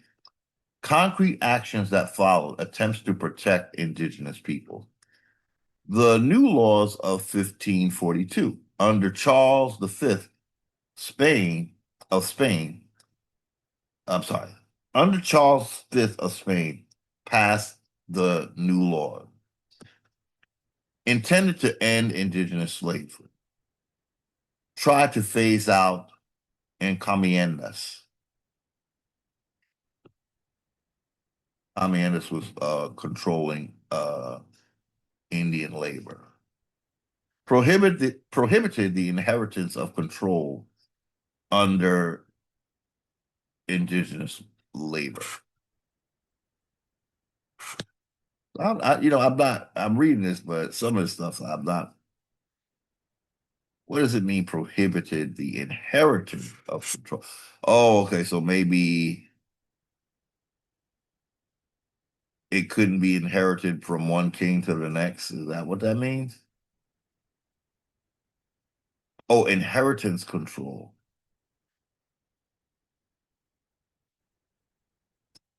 Couldn't take the inheritance of indigenous people. I'm not sure what that means, Lord, ladies and gentlemen. This is the most direct legal follow-up to the spirit of sublimis deus, but the reality. So it looks like King Charles or Charles V of Spain made new laws. But again, ladies and gentlemen, when your dominator makes your laws, you're still dominated. You see?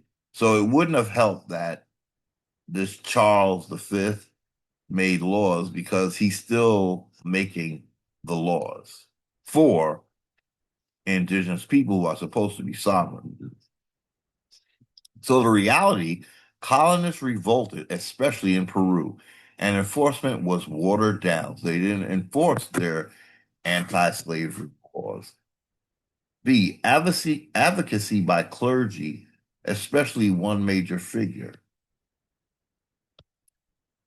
Bartolome de las Casas, former encomendero turned fierce critic of abuse, argued indigenous people were free subjects, not slaves. Free subjects? That don't sound quite the mark either, ladies and gentlemen. Free subjects? Well, if you're a subject, you're not free. Anyway, Bartolome de las Casas influenced both Sublimis Deus and later reforms. He pushed relentlessly for abolition of indigenous slavery, peaceful conversion instead of conquest. Again, you're being put under duress uh, to convert. The Valladolid debate, 1550 to 50 to 1551. The Valladolid debate, a formal debate in Spain over whether indigenous peoples had rights. Oh my goodness. Whether conquest and enslavement were justified. Las Casas argued for indigenous humanity and freedom, while others tried to justify domination. While no final legal ruling came of it, it shows the issue was taken seriously at the highest intellectual levels. There was an attempt to restrain abuse, what actually happened on the ground. Despite all this, indigenous slavery continued in practice, sometimes illegally, sometimes rebranded. Oh boy. Or called indenturehood. That's how you rebrand slavery. They were indentures or some crap. Systems like encomienda and later repartimiento still forced labor. Enforcement depended heavily on local officials who often ignored the law. In many areas, indigenous populations were still coerced into mines, plantations, and tribute systems, paying tribute. Population collapse from disease and exploitation made conditions even worse. Bottom line, yes, after Sublimis Deus, there were real efforts, new laws of 1542, moral arguments like Lacasas, formal debates like Valladolid.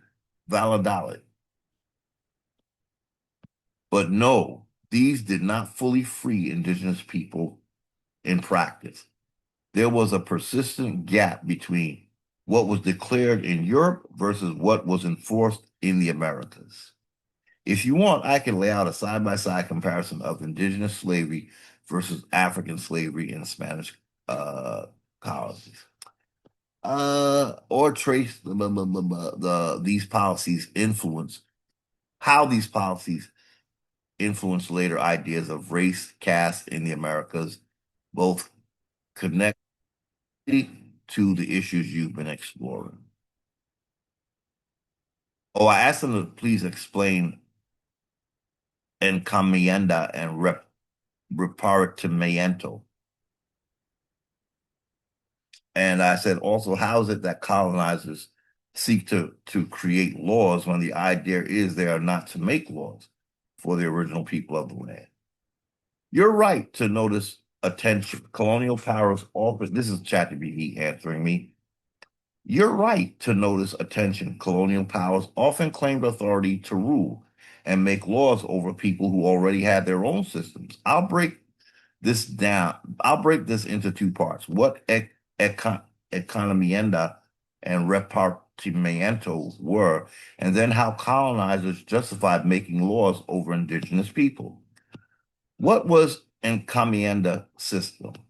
The encomienda system. The encomienda system was an early Spanish colonial labor system set up after the conquest. How it worked. The Spanish crown granted a colonist an encomendero control over a group of indigenous people. In theory, the encomendero had duties: protect them, teach them Christianity. In return, the indigenous people had to pay tribute, gold, crops, goods, provide labor, mines, farms, construction.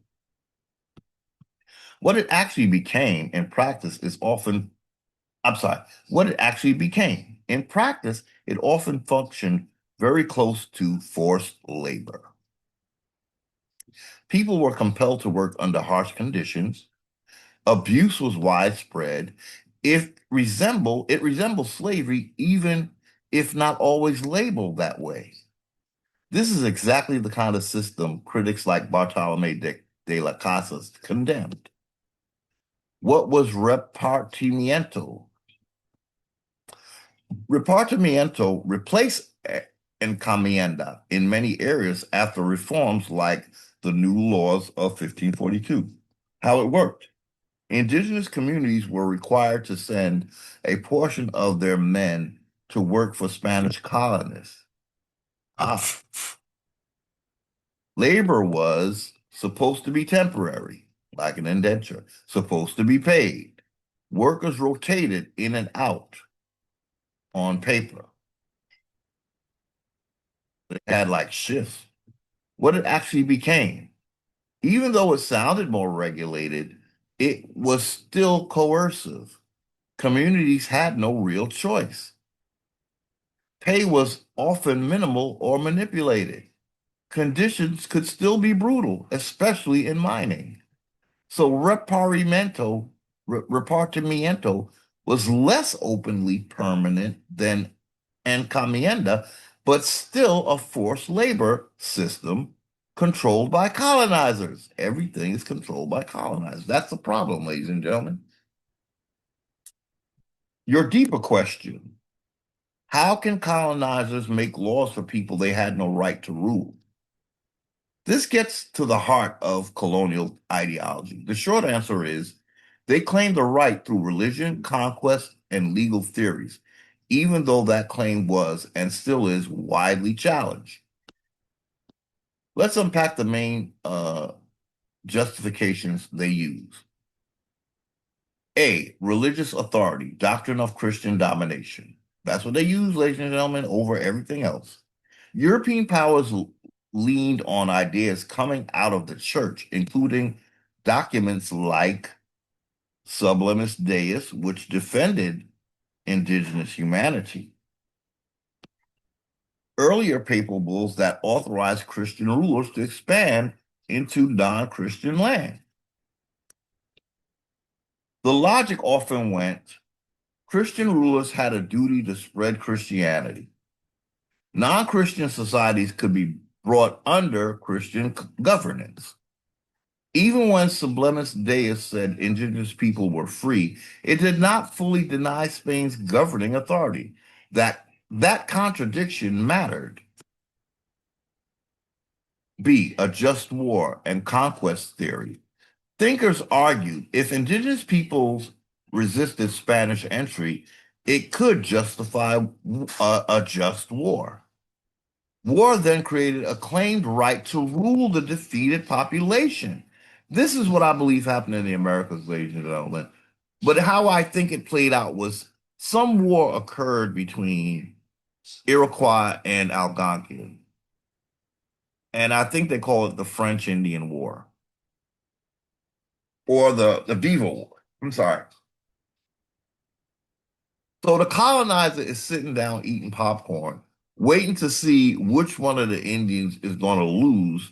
And then they will claim the defeated Indians that they had a right to rule over them. You see, war then created a claimed right to rule the defeated population. And that's how the Iroquois rose up to be like the teacher's pet, the colonizer's pet between Algonquins and Iroquois, because the colonizer greatly helped the small group of Iroquois to overcome the larger Algonquin by supplying the Iroquois with weaponry.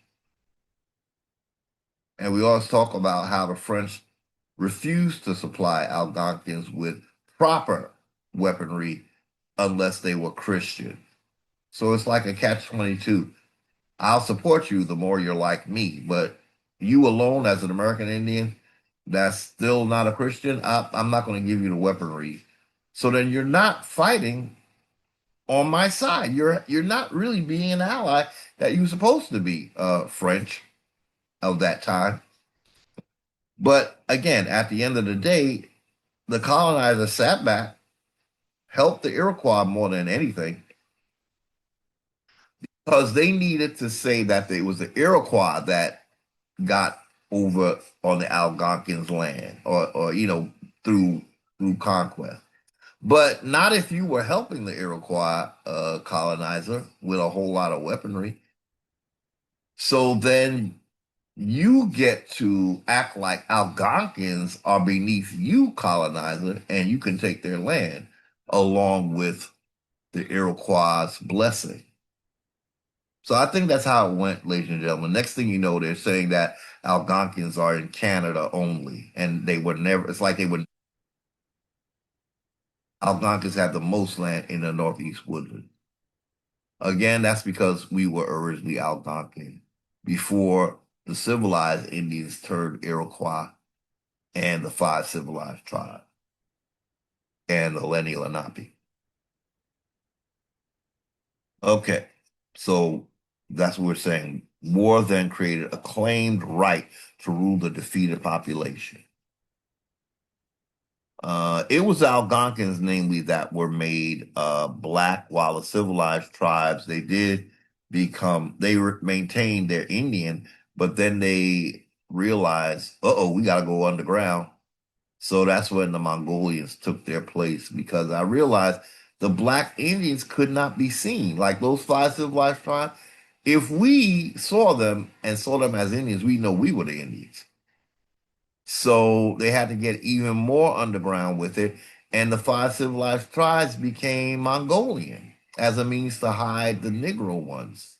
But then the deal was they'll say the Negro ones was the slaves of the Native American ones, the Mongolian ones. So they got this all got so very, you just had to keep up making up lies, ladies and gentlemen, to cover up places where it could be seen that the American Indians were Negro. You had to keep making up new lies.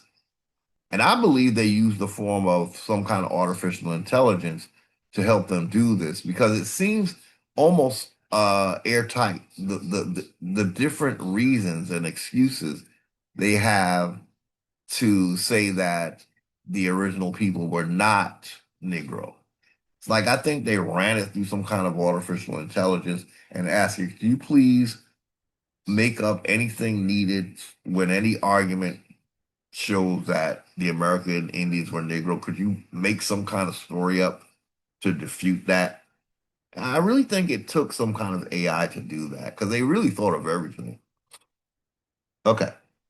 This was debated intensely, for example, at the Valladolid debate.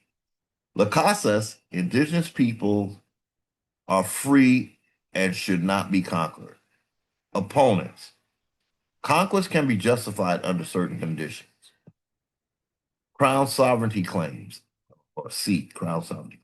The Spanish monarchy under Charles V asserted ultimate sovereignty over newly claimed land. So Charles V, he asserted ultimate sovereignty over newly claimed lands. So he was not a friend. When you see that picture with all of those Inca Indians or whatever they were with King Charles V, he was not their friend, okay? He believed ultimate sovereignty over newly claimed lands. Authority to recognize labor, tribute, and governments.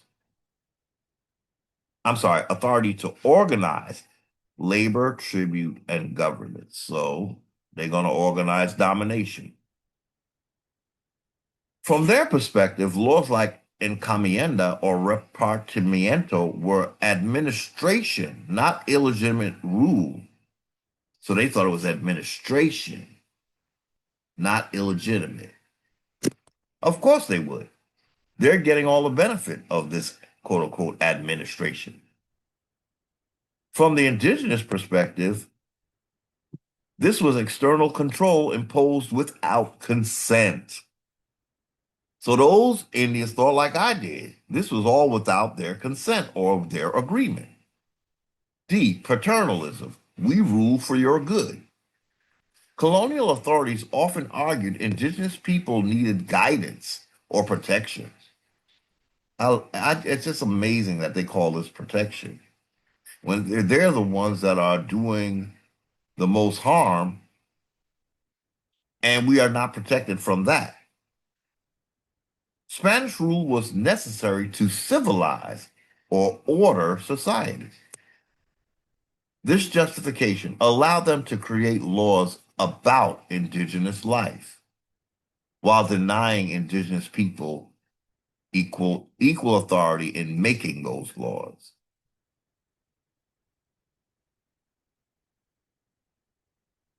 The core contradiction, what you're pointing at. So ChatGPT is showing me what I'm pointing at. You're essentially identifying this. If indigenous nations already had sovereignty, then colonizers making laws over them is a contradiction. And we're not domestic dependent. They're just making that up so that they can dominate. And historically, that contradiction never fully went away. Even within Spain, some argued indigenous people were free nations. Others treated them as subjects to be governed. So the system ended up being part recognition, they are human and have rights, part domination, they are ruled, taxed, and compelled to labor, working for those to live lives where they don't have to work. Bottom line, encomienda equal near permanent control over indigenous labor and tribute. Repartimiento equal rotating state-managed forced labor system. Rotating. Both were attempts to structure exploitation while appearing lawful. I like that. Appearing lawful. This whole entire system is operating from that perspective of appearing lawful when it's all non-consensual. And your bigger point, ChatGPT was really giving me my props in this one. Your bigger point, colonizers didn't resolve the question of legitimacy. They asserted authority first, then built legal systems to justify it afterward. If you want, I can go one step further and show how these systems evolved into racial caste systems like the caste system, or how similar legal justifications appeared in English colonization, which took a different but related path. Okay, so I said, could you do a comparison between 1537 repudiation and the 2023 repudiation? What, if anything, makes one better than the other, or can they be seen to have cumulative emphasis together? So ChatGPT offered something, and I said, could you just do a comparison between the 1537 repudiation and the 2023 repudiation? What, if anything, makes one better than the other? Okay, so let's look. A careful comparison shows they're related in theme, but very different in scope, authority, and practical effect. It's reasonable to see them as cumulative system statements, but the later one goes further in some key ways. So they're saying the 2023 repudiation goes further than the 1537 repudiation in some key ways. The two repudiations side by side. Okay. 1537 Sublimis Deus, issued by Pope Paul III. Core message: indigenous people are fully human. They cannot be enslaved. They have a right to liberty and property. We have a problem with both of those terms, and we said why. Liberty is something your master gives you, and property is a commercial term, which leads to, like we saw, administrative laws or commercial code. Birthright is not property, okay? It's just your birthright ancestral lands. And liberty, we prefer freedom to liberty. What is what it was responding to? Okay. So you have the 1537 Sublimis Deus. What is it responding to? Enslavement and exploitation in the early Spanish Americas. Limits did not clearly reject European sovereignty claims. So the 1537 repudiation did not clearly reject European sovereignty claims. It did not dismantle systems like encomienda. Enforcement was weak and often resisted.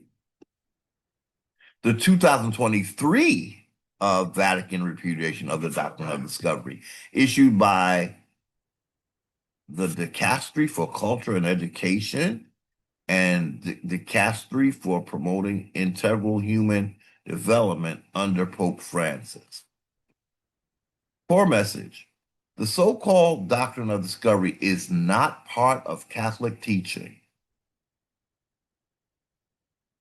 So this is different from the 1537 one, which didn't say that, it wasn't part of Catholic teaching. But the 2023 repudiation says the doctrine of discovery is not part of Catholic teaching.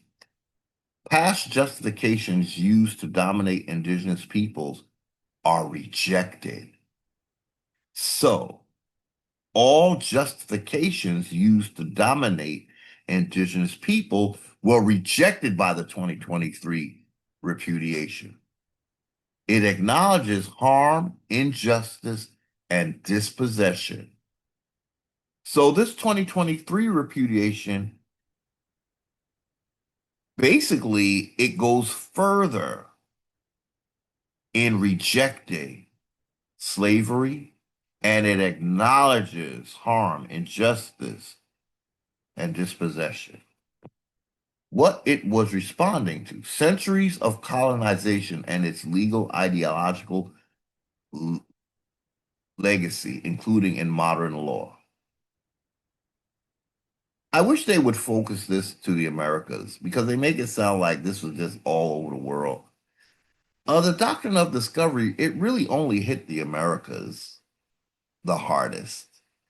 It was meant for the whole Western hemisphere, really. They already had whatever they had going on in the Eastern world. So I don't like the way they try to act like this has no face. It's just a general. It has the face of American Indians all over it, y'all. Limits. It is moral and interpretive statement. It is a moral and interpretive statement, not a legal reversal of history. Well, this is where I don't agree. I believe it's very legal. And because it brought the United States here and colonizers here, logically, it is the only thing that could take it out. And if it's saying that it was not Catholic teaching, then that means everything that happened here as a result of the doctrine of discovery was not validated. It's been made invalidated. Okay. So I just don't agree that it's not legal. It was legal to make you get here. How's it not legal to take you out of here? Oh, you need some specific words? Look, it's saying that it came to fix what the doctrine of discovery did. Why would it be repudiating it if it's not nullifying and making it of no effect? So I just think, again, AI is programmed a certain way. It can't really, I think it can't really fully legitimize the repudiation of the doctrine of discovery. It has to sort of make you feel that, oh, it's not good enough to stop your domination. Again, if it came from the Catholic Church and it was good enough to start the domination, I believe, and I think what Indians should know, and we should all know, is that it does have the power to stop it. A thing is no greater than its creator. So the United States, unfortunately, is not greater than the doctrine of discovery that brought it here, or the church that issued it. So it's trying not to be taken out by saying that nothing can stop me.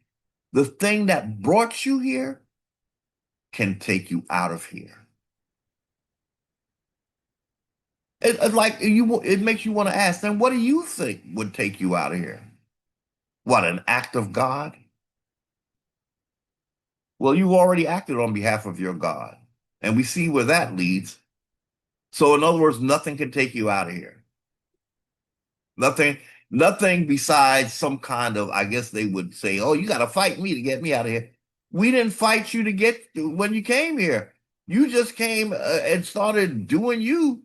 The wars was between the Indians, and you sat and ate your popcorn pretty much, supplying the weaponry, being an instigator.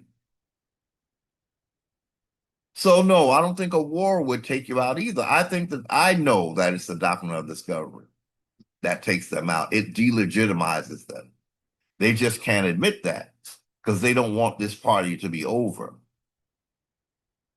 You know how it is. You're having a good time and you don't want it to end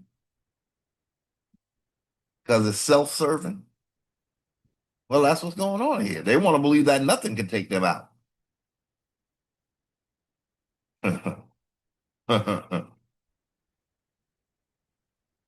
Look, ain't nobody gonna agree to domination when they know that it's unjustified and it's wrong.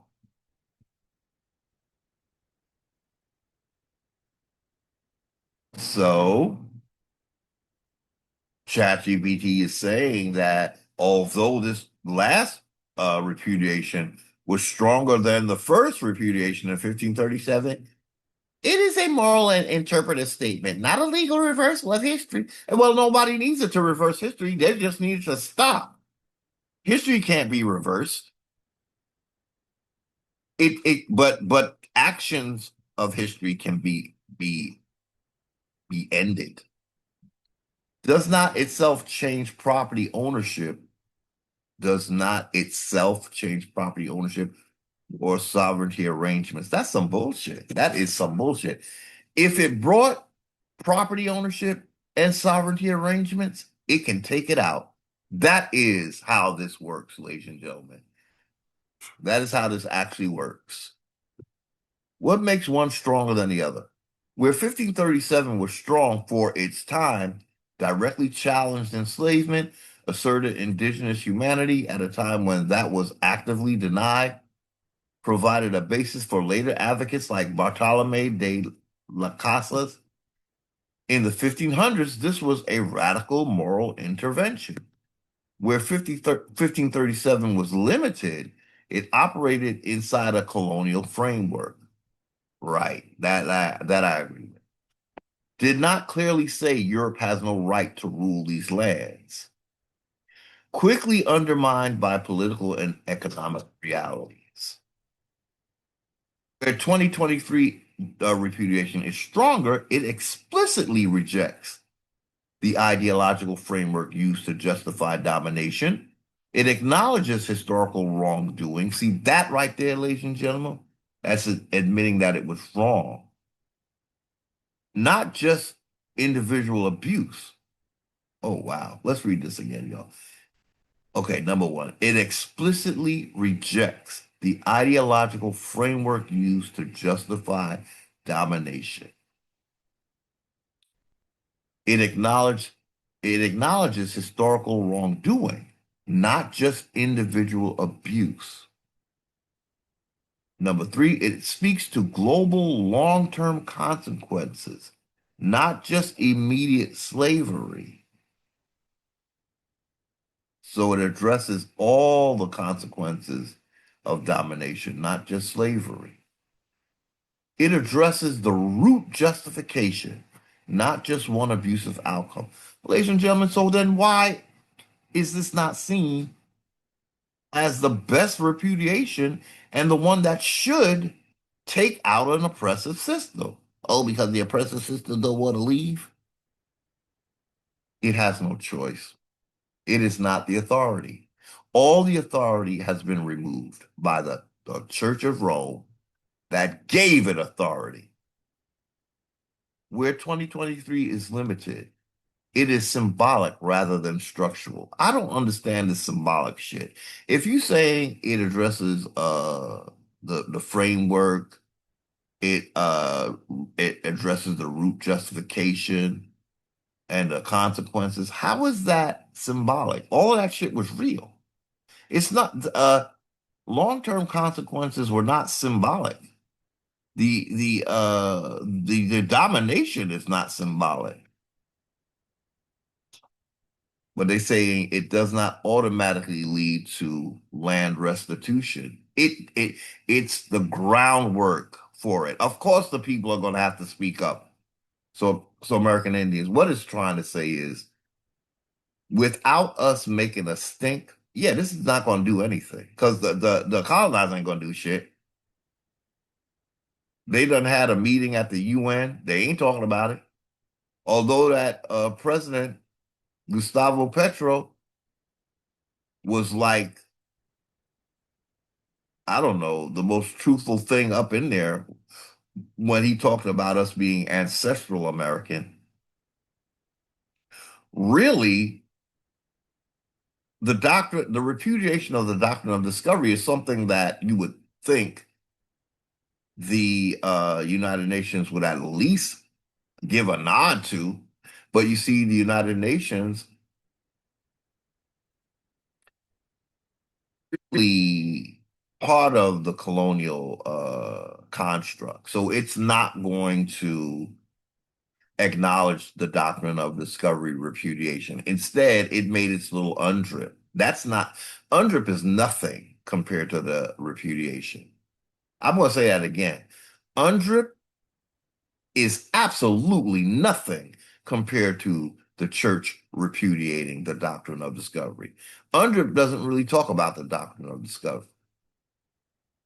It's acting like it's going to do this by itself. No, it takes the church that brought you here to take you out, not your little, you making up some more laws for indigenous people, calling them UNDRIP, and they have to go outside of their country jurisdiction to reach for UNDRIP. So that means they falling into your international jurisdiction.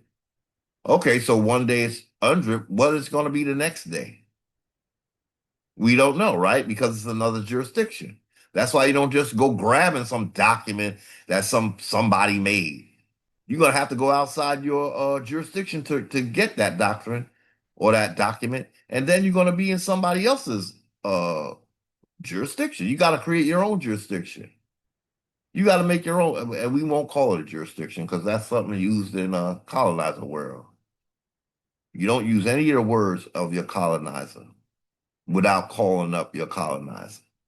You just change the word, and hopefully you can change the whole thing because what he's doing is wrong. It is theft. It can't be ethical. So not only do you change the words, you're gonna have to change the whole damn system. And you can do it, American Indians. You want a system that works for you, not against you. That's why you don't want your colonizer system in a peaceful, civil manner. So it does not automatically, nothing automatically happens. So we shouldn't expect it to automatically happen. These folks ain't trying to leave. They got a good thing going. You got to think about your future, your generations to come, and that will motivate you to do something about it. Does not automatically lead to land restitution, legal sovereignty changes, material reparation, but it is the groundwork for it, ladies and gentlemen. Of this, there is no doubt. Can they be seen as cumulative? In other words, can we use both of them together? Well, when the Pope Francis he mentioned the 1537, so I guess he did put them together. So I really didn't have to ask this question. He said, yes, but with an important nuance. They build on each other in this way. 1537 says indigenous people are human and should not be enslaved. 2023 says the entire framework that allowed Europeans to dominate indigenous peoples was wrong. So together they form a progression. Humanity recognized in 1537, exploitation criticized partially 1500s debates like Valladolid debate, underlying ideology rejected in 2023. So in the 1500s, it was debated by Valladolid, okay? But the whole thing was rejected. So Pope Francis, I'm gonna go out on a limb and say I hope Pope Francis finds some eternal peace because what he did, it's in other words, he did his role. He did what he was supposed to do. Now we have to do what we're supposed to do. We've got to get out. If you care about your existence as a people and you don't want to be converted to Moors who practice a whole blood a cult, got to sacrifice things to get their God to love them. You don't want that kind of love, ladies and gentlemen, because you don't know if it's the blood or the love, okay? And I'm completely serious. I'm not even joking. Okay? Set was the first murderer, y'all. A deity who practiced murder to get position is going to have you do the same thing to get position or to steal. So when you reenact a sacrifice, you are reenacting what Set did when Set murdered his brother. That's the original story of this war storm chaos deity. And you got to look up to find out, or I might link it for you. What deity is known or what deities are known as war, storm, chaos deities. And you'll find they're one and the same. One and the same. Okay? War, storm, chaos. The deeper issue you're pointing toward, your earlier question about who has the right to make laws comes into sharper focus here. 1537 did not resolve sovereignty. 2023 questions the legitimacy of how sovereignty was claimed, but neither document fully restores indigenous political authority or reverses colonial legal systems already in place. Well, they have the power to. Have the power to. The people have to claim it. If people don't claim it, no, it won't get done. And I'm talking about American Indians. Bottom line, 1537 was an early moral boundary. Do not enslave indigenous people. They are humans with rights. 2023 is broader ethical rejection. The ideas used to justify taking their lands and ruling them was wrong. Together, they can be read as a long delayed arc of acknowledgement, but do not a complete resolution of the issues they address. On, I can go one level deeper and connect this directly to the U.S. law like Johnson versus McIntyre,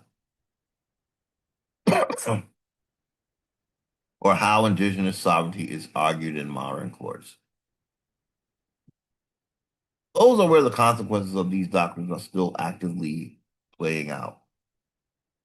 Well, the courts don't have jurisdiction over American Indians. They're not supposed to. This guardianship is not in the Constitution, but the whole Constitution is here because of non-consent. That's how we got to look at this, ladies and gentlemen. It's not that you can't get out. You just need to know how to get out, how to reject a system that continuously says that it has a right to dominate you because we just have a right to dominate you because we just have a right to dominate you. You got to be able to show why they can't. That's all. In a peaceful, civil manner. You got to send notices. You don't appear in their courts. That's a submission. So we made it actually to the end of this document. I can't even believe it. I don't think we're gonna do another comparison because I think we're gonna compare something else. How many pages? Oh, it's only 3 pages. Okay, so let's see if we can get through this, ladies and gentlemen, because we want to see what I began to see is how we are under a caste system as well as a feudal system. Okay, it's not just a caste system; it's a feudal system.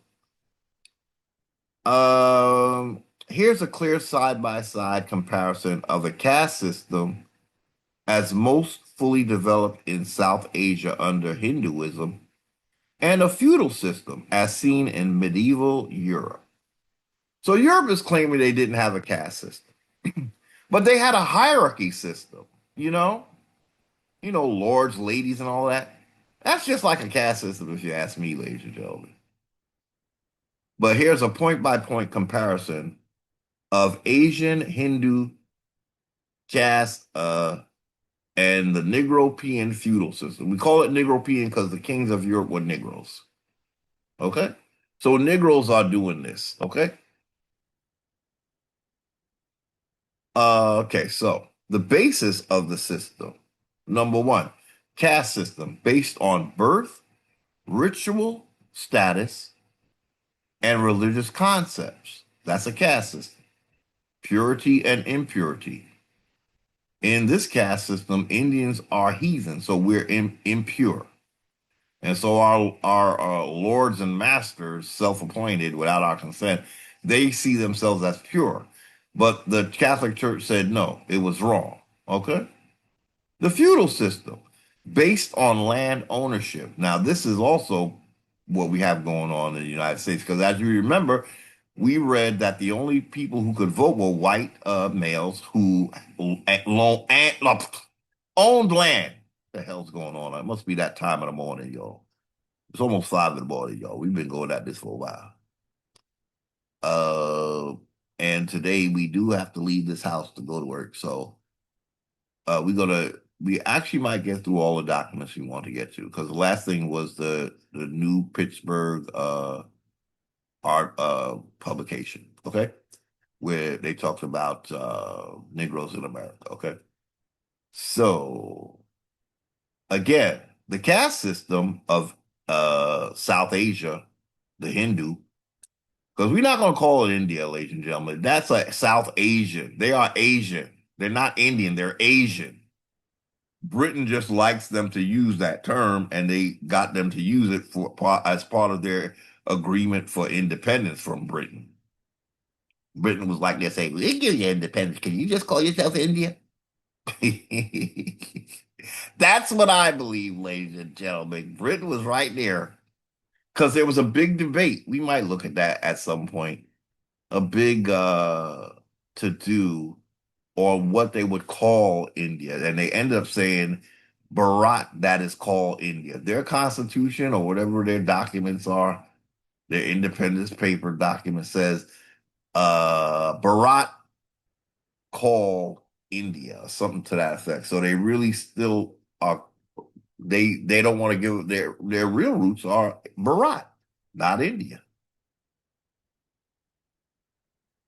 So again, the basis of the system, the caste system, we say it again, based on birth, ritual status, and religious concepts. The feudal system is based on land ownership, military service. Yeah, because when you served in the military here, you could then apply for a land grant. It's all about that land, right? They coming to take our land. And political relationships. Oh, yeah, the nepotism sort of thing. Ba, ba, ba, ba, ba, ba, ba, ba, ba, ba.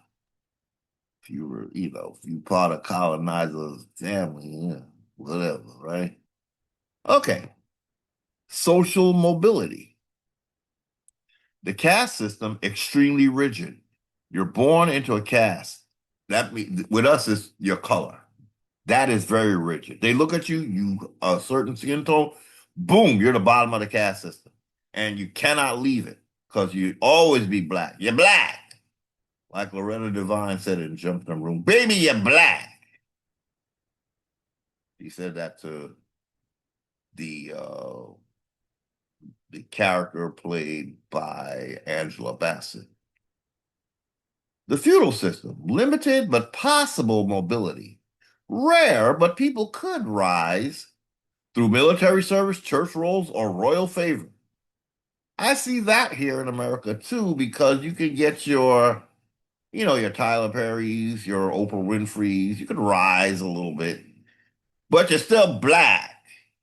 So your rise is more, I think about, it's more about the money you can amass and the houses you don't really own because you're still paying taxes or you're in some kind of discharge of quote unquote debt. American Indians don't have no debts in the United States. So you're still a slave. So in a feudal system, there's a little mobility. So we have like a combination of both of these, ladies and gentlemen, is what I'm seeing. We have part feudal system and part caste system. It's a feudal system because everybody who's not American Indian is expected to pay taxes. So that means it's like you're paying a landlord, you know? So that's feudal to me. It looks feudal. The caste system part that's when because it's both because it has to do with what we look like. The caste system part in America is based on our what we look like. The feudal part is those some people can rise to like what you saw is like let's use Oprah again. Oprah becomes sort of a liaison who can get to talk to the likes of a Meghan Markle or someone from the royal family. She has risen up, right? but that was due to her being very wealthy, right? So the feudal system in America is based on your popularity and how much money you got, and then you could rise up because you have that power to reach people. The Lord and Masters needs people that will have enough influence to, influence the slaves. So social mobility, role of religion, the caste system, deeply tied to religious doctrine. Oh yeah, that's definitely here in America. Yep. That's why, look, that's why we're not like Moors, ladies and gentlemen. I don't care what you say, what you heard, I should say. I care about what my listener. I'm just saying, in general, people who don't see that Moors are not anything like Americans, this is where we see the difference. They are deeply tied to religious doctrine, and they push that coming and going. And American Indians just take it for granted that, oh, that means he's a good man. That anybody who talk about God is good. And there's anybody who wear them little bow ties and, meet in that mosque and blah, blah, blah, blah, blah, blah, blah. No, it just shows you that they are committed to a religion that they know that American Indians were not. But yet they'll still say they are us. But they are claiming, what is it? Purity over our impurity. You see?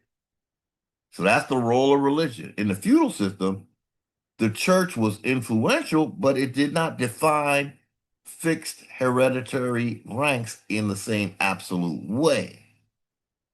Yeah, so we got a little bit of that going on here too. The church is very influential to even to people who are not Semitic. So the church is still very influential in a lot, like say for instance, abortion. In a free country, I would think that everyone should have a choice to do what they want as long as they're not harming anyone else. I don't think someone should be forced to have children they don't want. It is a responsible thing to choose not to have a child. It's part of being a responsible adult. Some will not agree with that. But again, we are not a religious, we're not supposed to be. And plus, American Indians were not Christian to begin with. So, see, when you're dominated by, very influenced by a church, something like abortion becomes this big issue, like some church issue. And it shouldn't be. I didn't intend to talk about the topic of abortion, but I do have some rather strong feelings about it because I do feel like in a system that has a caste, when you have babies that you don't want, they're just going to fall into this caste system. And we see that there's an appetite for children. The best thing you could probably do in a system like this is to not have a baby you don't already are not ready for, because that he can be taken over by these baby hungry occultists looking for blood, fresh new meat and fresh blood. It might be the best thing you could do to save your baby that you understand that you are not ready for, whatever your reason. That's your reason, and you will talk to your creator, not me, you. And I believe that you have a right. I thoroughly believe that. Um, so I that's my stance, and it's not going to change because I just feel that's what freedom is about. Yeah, that's what it's about. Some people don't like freedom. They want a caste system. Well, This is not the place for that. Americans were heathen originally. And like we said in the last video, I don't understand. I'm still trying to understand why monotheistic people would want to live in a heathen's country. I don't understand why, as dedicated to your gods as you are, you don't feel like he provided you what you need in your home. And why is that? Y'all got to really look at that. But you'd rather live in a heathen land and force your beliefs on these people rather than fix your issues at home. And there is something wrong with that because it's not showing a dedication to your culture or your God. I don't think your God would want you to live among heathen. Yet I don't think it is your right to try to change them in their own homeland. You do that at home. You negotiate that with your people. You do not bring your foreign religion over here talking about you coming to convert and then never leave. Because then it looks like it's not about God at all. It's just about your comfort level and what you comfortable with, which is stealing what belongs to others. You shouldn't be comfortable with that.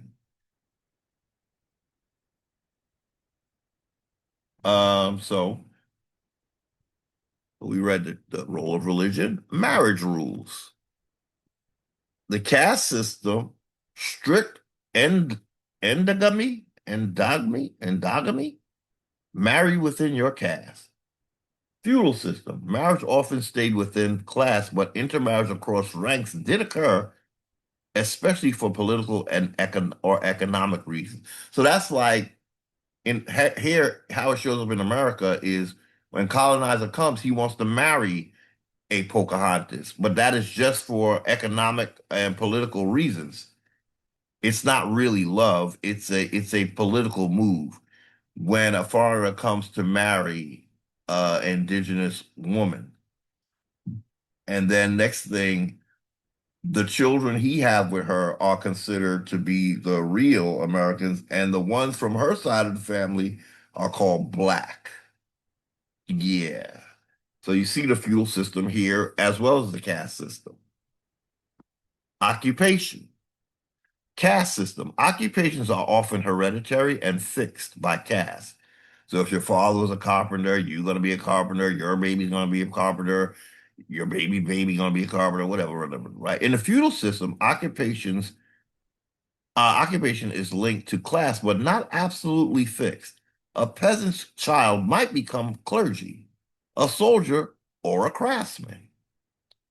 So a feudal system got a little more movement, but I think with a feudal system, you got to look at who's owning the land, for real, for real. So all this movement on the land, but you still like a serf, I'm gathering. Legal status.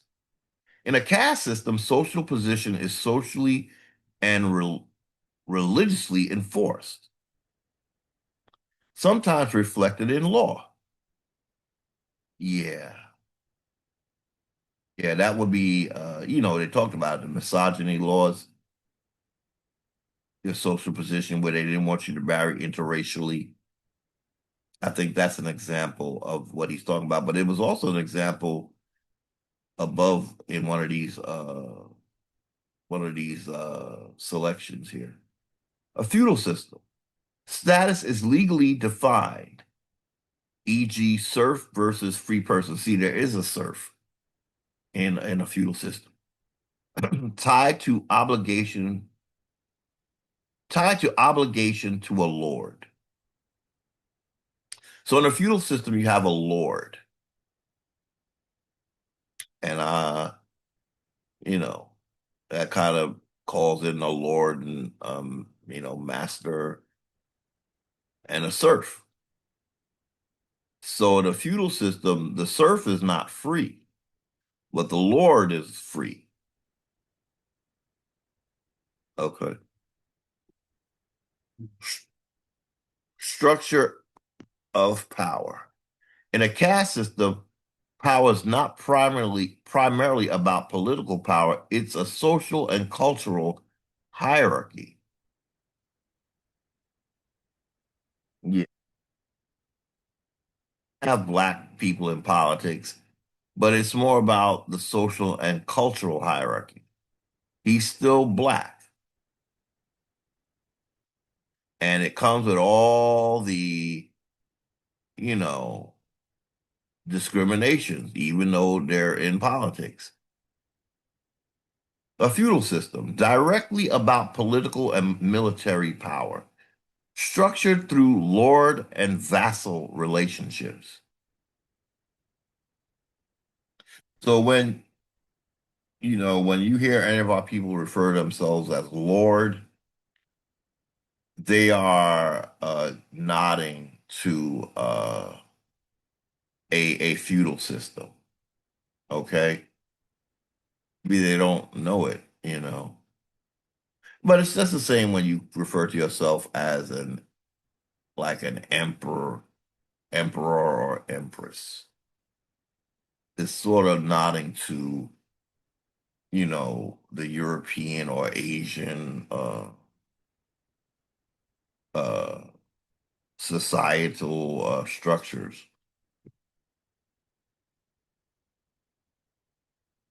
Flexibility, caste system. Your caste follows you wherever you go. In a feudal system, your status can change if you leave a lord's land or enter a city. In some cases, city air makes free. What? City air makes free? Don't never heard of that before. So your status can change if you leave a lord's land. See, he's the landlord. So then you go in the city. I guess you in a city, I guess you rent, I guess, and but you're not under some lord. Anyway, what's next? Enforcement mechanism, caste system, enforced through social norms, religion, and community pressure. In a feudal system, it's enforced through law, land control, and military force. I would say I see elements of both of that in the United States, both of those caste and the feudal system together. But Indians are not supposed to be involved in any of this because the land is ours, basically. Example societies, a caste system, most predominantly in the, I would say, the South Asian subcontinent. I don't know why they can set the ball call that Indian. They're not Indian, they are South Asians. But again, we already talked about that. Britain need a doppelganger for us. Feudal system, medieval Europe, especially after the Middle Ages. So the feudal system was in Europe, and the caste system they're insisting was only, well, first in India, what they call India, which is Bharat. Bottom line, a caste system is rigid, birth-based. I'm sorry, the caste system is a rigid, birth-based social order tied to religion and identity, while a feudal system is a land-based political and economic hierarchy with some limited flexibility. If you want to go a step further, I can go a step further and show how colonial Spanish systems in the Americas blended elements of both into something closer to a caste-like racial hierarchy. Well, we kind of see it. We already saw it, I would say. So that was our point by point comparison of Asian, Hindu caste, and Negropean feudal. We're going to go through the bad, the good, bad, and ugly of the article. So we had to cut it into pieces. And even after I did that, I realized I didn't get the title page. But if we blow this up, we'll see that it is the Pittsburgh Courier. See, right here. So this is the opinion What is this? The views expressed in this column are those of the writer and do not necessarily express the editorial opinion of the Pittsburgh Courier, or that's written by the editors. So it was J.A. Rogers that had a column in this Pittsburgh Courier. So he wrote this article, ladies and gentlemen. But when we looked at the full article, we find that it's still encased in an out of Africa sort of theory. So I wasn't sure if we should read this, but I thought you might want to see the full article. But let's see if we can take a read, even though we're going to find that this is the same old stuff, you know? So J.A. Rogers had a column in the Pittsburgh Courier, and this is from October 6th of 1945. And this was page 7. A lesson in history. Did Negroes predate Columbus in America? Okay. I think they're going to go with that Abu Bakari thing. But anyway, so let's read. Did Negroes live in America before Columbus? Albert Mitchell, the answer man, in his daily broadcast of rare and abstruse facts, says no, that Negroes were not in America before Columbus. Isabel Stone, writing from Mexico, American Weekly, she lives in Mexico and she was writing for the American Weekly, September 23rd, 1945, says, on the other hand, that the finding of monuments and figurines with African Negro faces might change scientific conception of how the New World was peopled. We are over here, ladies and gentlemen, in the middle. She says, a curious fact that the colossal heads found at San Lorenzo and elsewhere do not resemble any known Indians. The thick lips, flat noses, and slightly oblique eyes definitely have an African Negroid influence. Could they portray a, a migrant African tribe from which the Olmecs rose? See, they going back to that old theory, y'all. So I found that the whole article is really business as usual, but this has nothing to do with what the president of Colombia said, which is a standalone thing. It was just the Moore that wrote that article, and now we see the full article. He didn't write it. Let's get that correct. That Moore, he compiled it. So he used this article and compiled it with what the president of Colombia was saying. And so, like a Moore, he's relying on an out of Africa, that's how they're taking our birthright.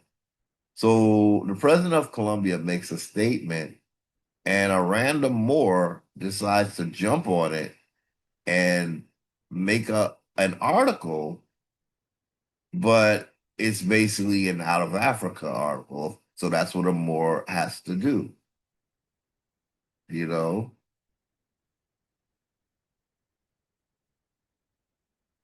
Okay, Legend, it sound like this could be a long video. Okay. But this is the last article, and we're gonna call it a day. And it shouldn't be that long. It's just this one page. Well, no, it's I cut it up into different parts because I had to take pictures. It was one page, but when I took screenshots, I had to break it up into 3 parts. Okay. So they're talking about the Olmecs and trying to say they're from Africa. Okay. Uh, the thing about the Olmecs is that they're just saying they're from Africa because they say they look African, but that doesn't mean that they are, you know, migrated from Africa. Okay. So they definitely have an African Negro influence. Could they portray a migrant African tribe? Well, why can't it be an indigenous American tribe from which the Olmec rose? To say that America was peopled from Africa is hearsay among American scientists. Oh, that's a picture of J.A. Rogers, by the way. Can't see much, but the little I'm seeing, it's a little bit. Let's just move on. When Professor Roland B. Dixon said in 1922 that there were Negroid traits in the ancient Indians of New England, it caused a storm. When Leo Wiener, professor of what? Philolo philology? Am I reading that? Philology? I never heard of that, ladies and gentlemen, but it looks like philology. Philology. At Harvard, published his three-volume work, Africa and the Discovery of America, showing the Negro's role in the development of Central and South America before Columbus. He was ridiculed. The orthodox theory is that the first, oh, okay, I'm sorry, ladies and gentlemen, I got really, okay, let's see. The first, I'm sorry, ladies, uh, Americans were Mongolians who came by way of Alaska, and that's that. On the other hand, now this is where we picked it up in the last video. On the other hand, any number of Latin American ethnologists say that there were Negroes in the New World then. Among them are J.A. Villacorta, Alfonso Toro, Larco Herrera, C.C. Marquez, and N. Leon. Riva Palacio, in his History of Mexico, Volume 1, devotes considerable space to the prehistoric Negro in America. That might be an interesting read, History of Mexico, Volume 1, and mentions one early Negro god, Ixtlilton.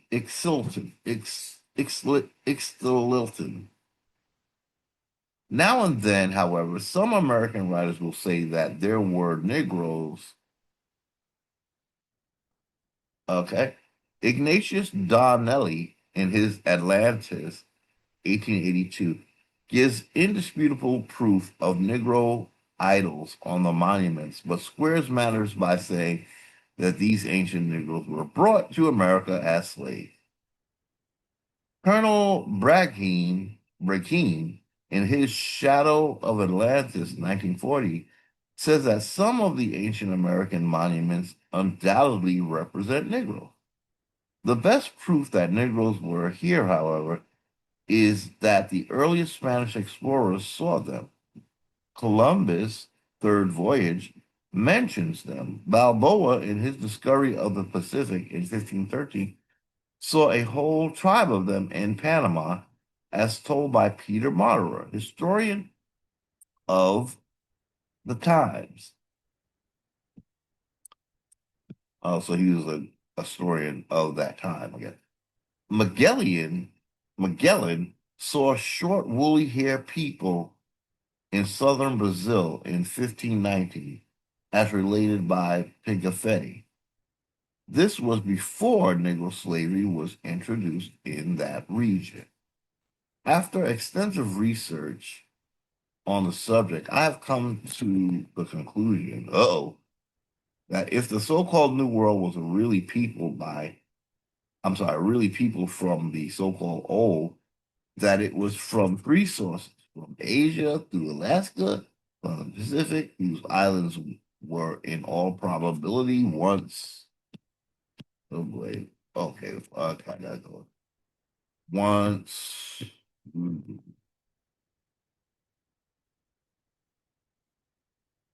joined to the New World, that's that Pangea crap, and from Africa.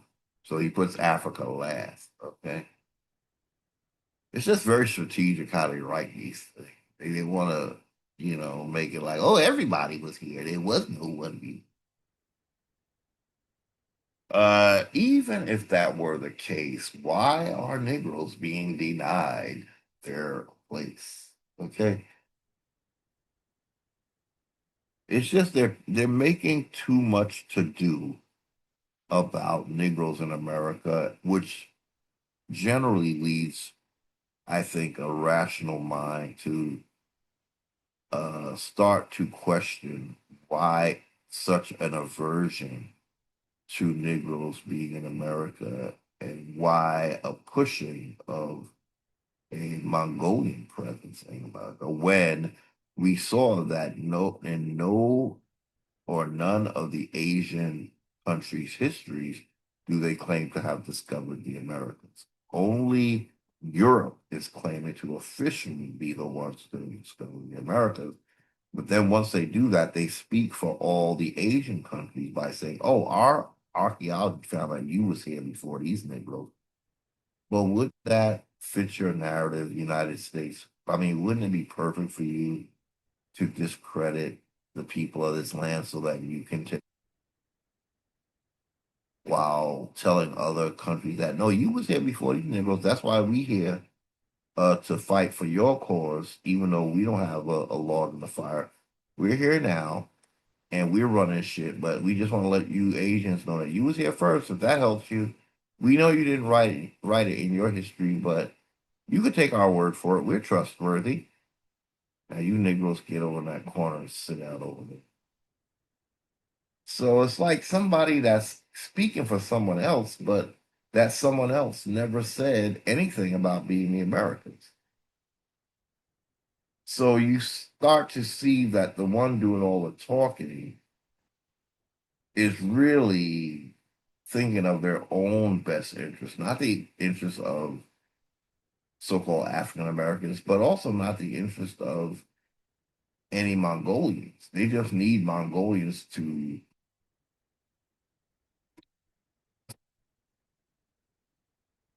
I guess, of Negroes. Like we're here to make sure the Negroes don't take over your country like we do. It's like it really is awkward, you know? It's just awkward that archaeology in the United States seeks to actively make everything it finds in America that is so-called Negro to make it as if it's from Africa, while all the time telling Asians that you know it was you here first, even though we found these old bones from a Negro, it was you who was here first. That Negro came from Africa, but you was here before that Negro. It's just there's something odd about. It's too self-serving, is what I'm trying to say. This is too self-serving for the agenda of a United States.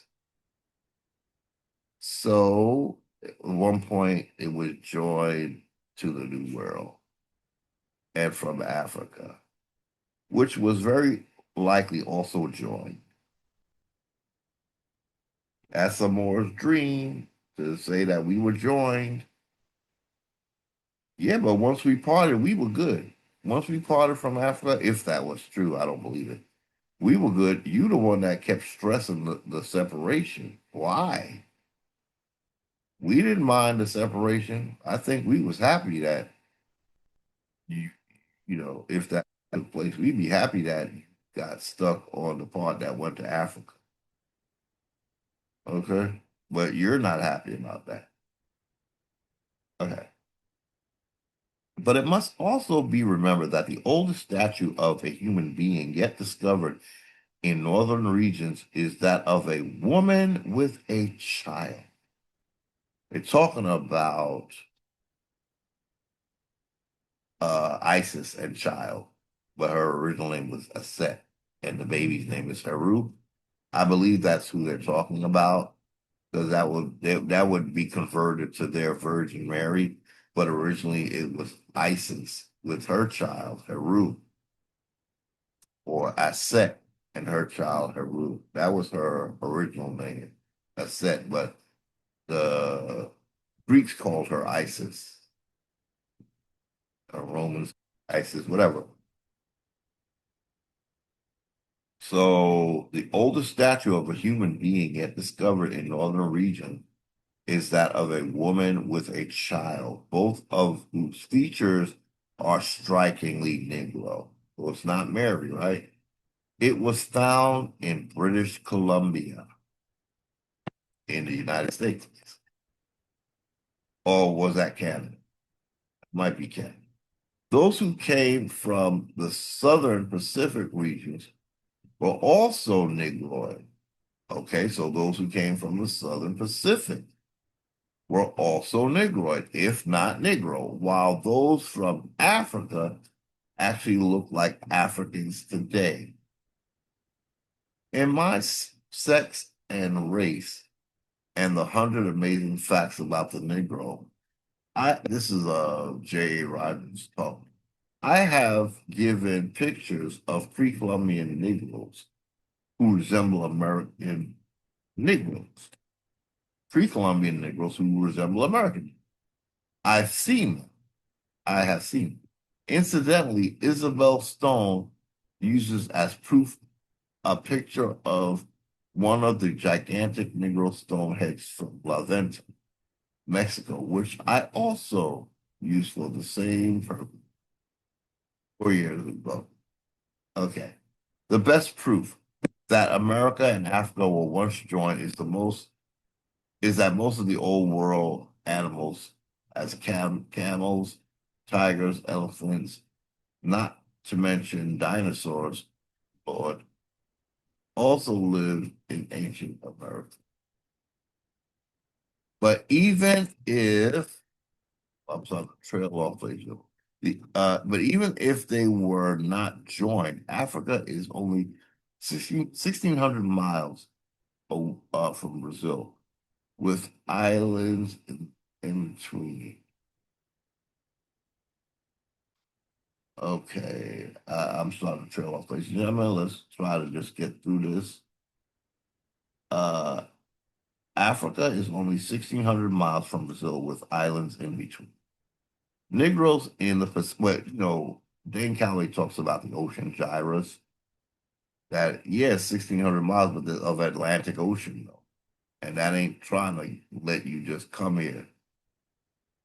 The gyres, okay, the ocean gyres, okay. Within,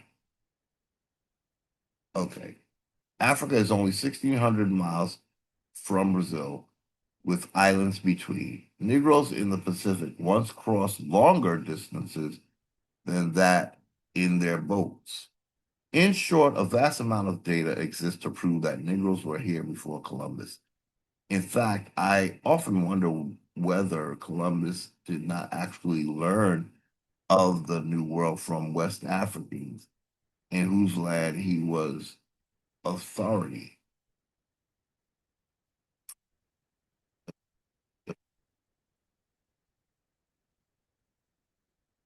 Okay, like he was shortly before sailing on his momentous discovery. So let's read that one more time. In fact, I often wonder whether Columbus did not actually learn of the New World from West Africans, in whose land he was shortly before sailing on his momentous discovery. Nevertheless, in spite of all this data, the American scientists as a whole still cling dogmatically to the theory that the first Americans were Mongolians and came through Alaska. Has race prejudice anything to do with this? A. Hyatt Verrill, perhaps the leading authority on the Indian, asked significantly, why, if the Indians came through Alaska, did they leave what is now the untitled,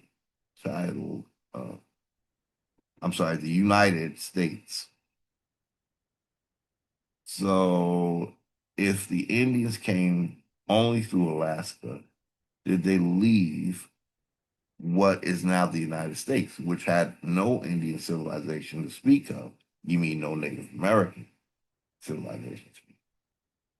To go to Central and South America to found their great civilization, including pyramids, almost as great as those in Egypt.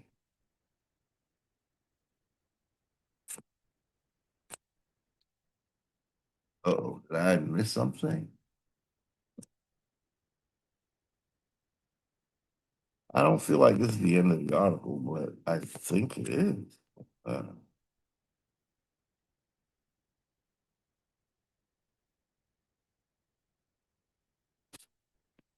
Uh, is that the? It looks like that's the end of the article, ladies and gentlemen. In short, a vast amount of data exists to prove that Negroes were here before Columbus. In fact, I often wonder whether Columbus did not actually learn of the New World from West Africans, in whose land he was shortly before sailing on his momentous discovery. Nevertheless, in spite of all this data, the American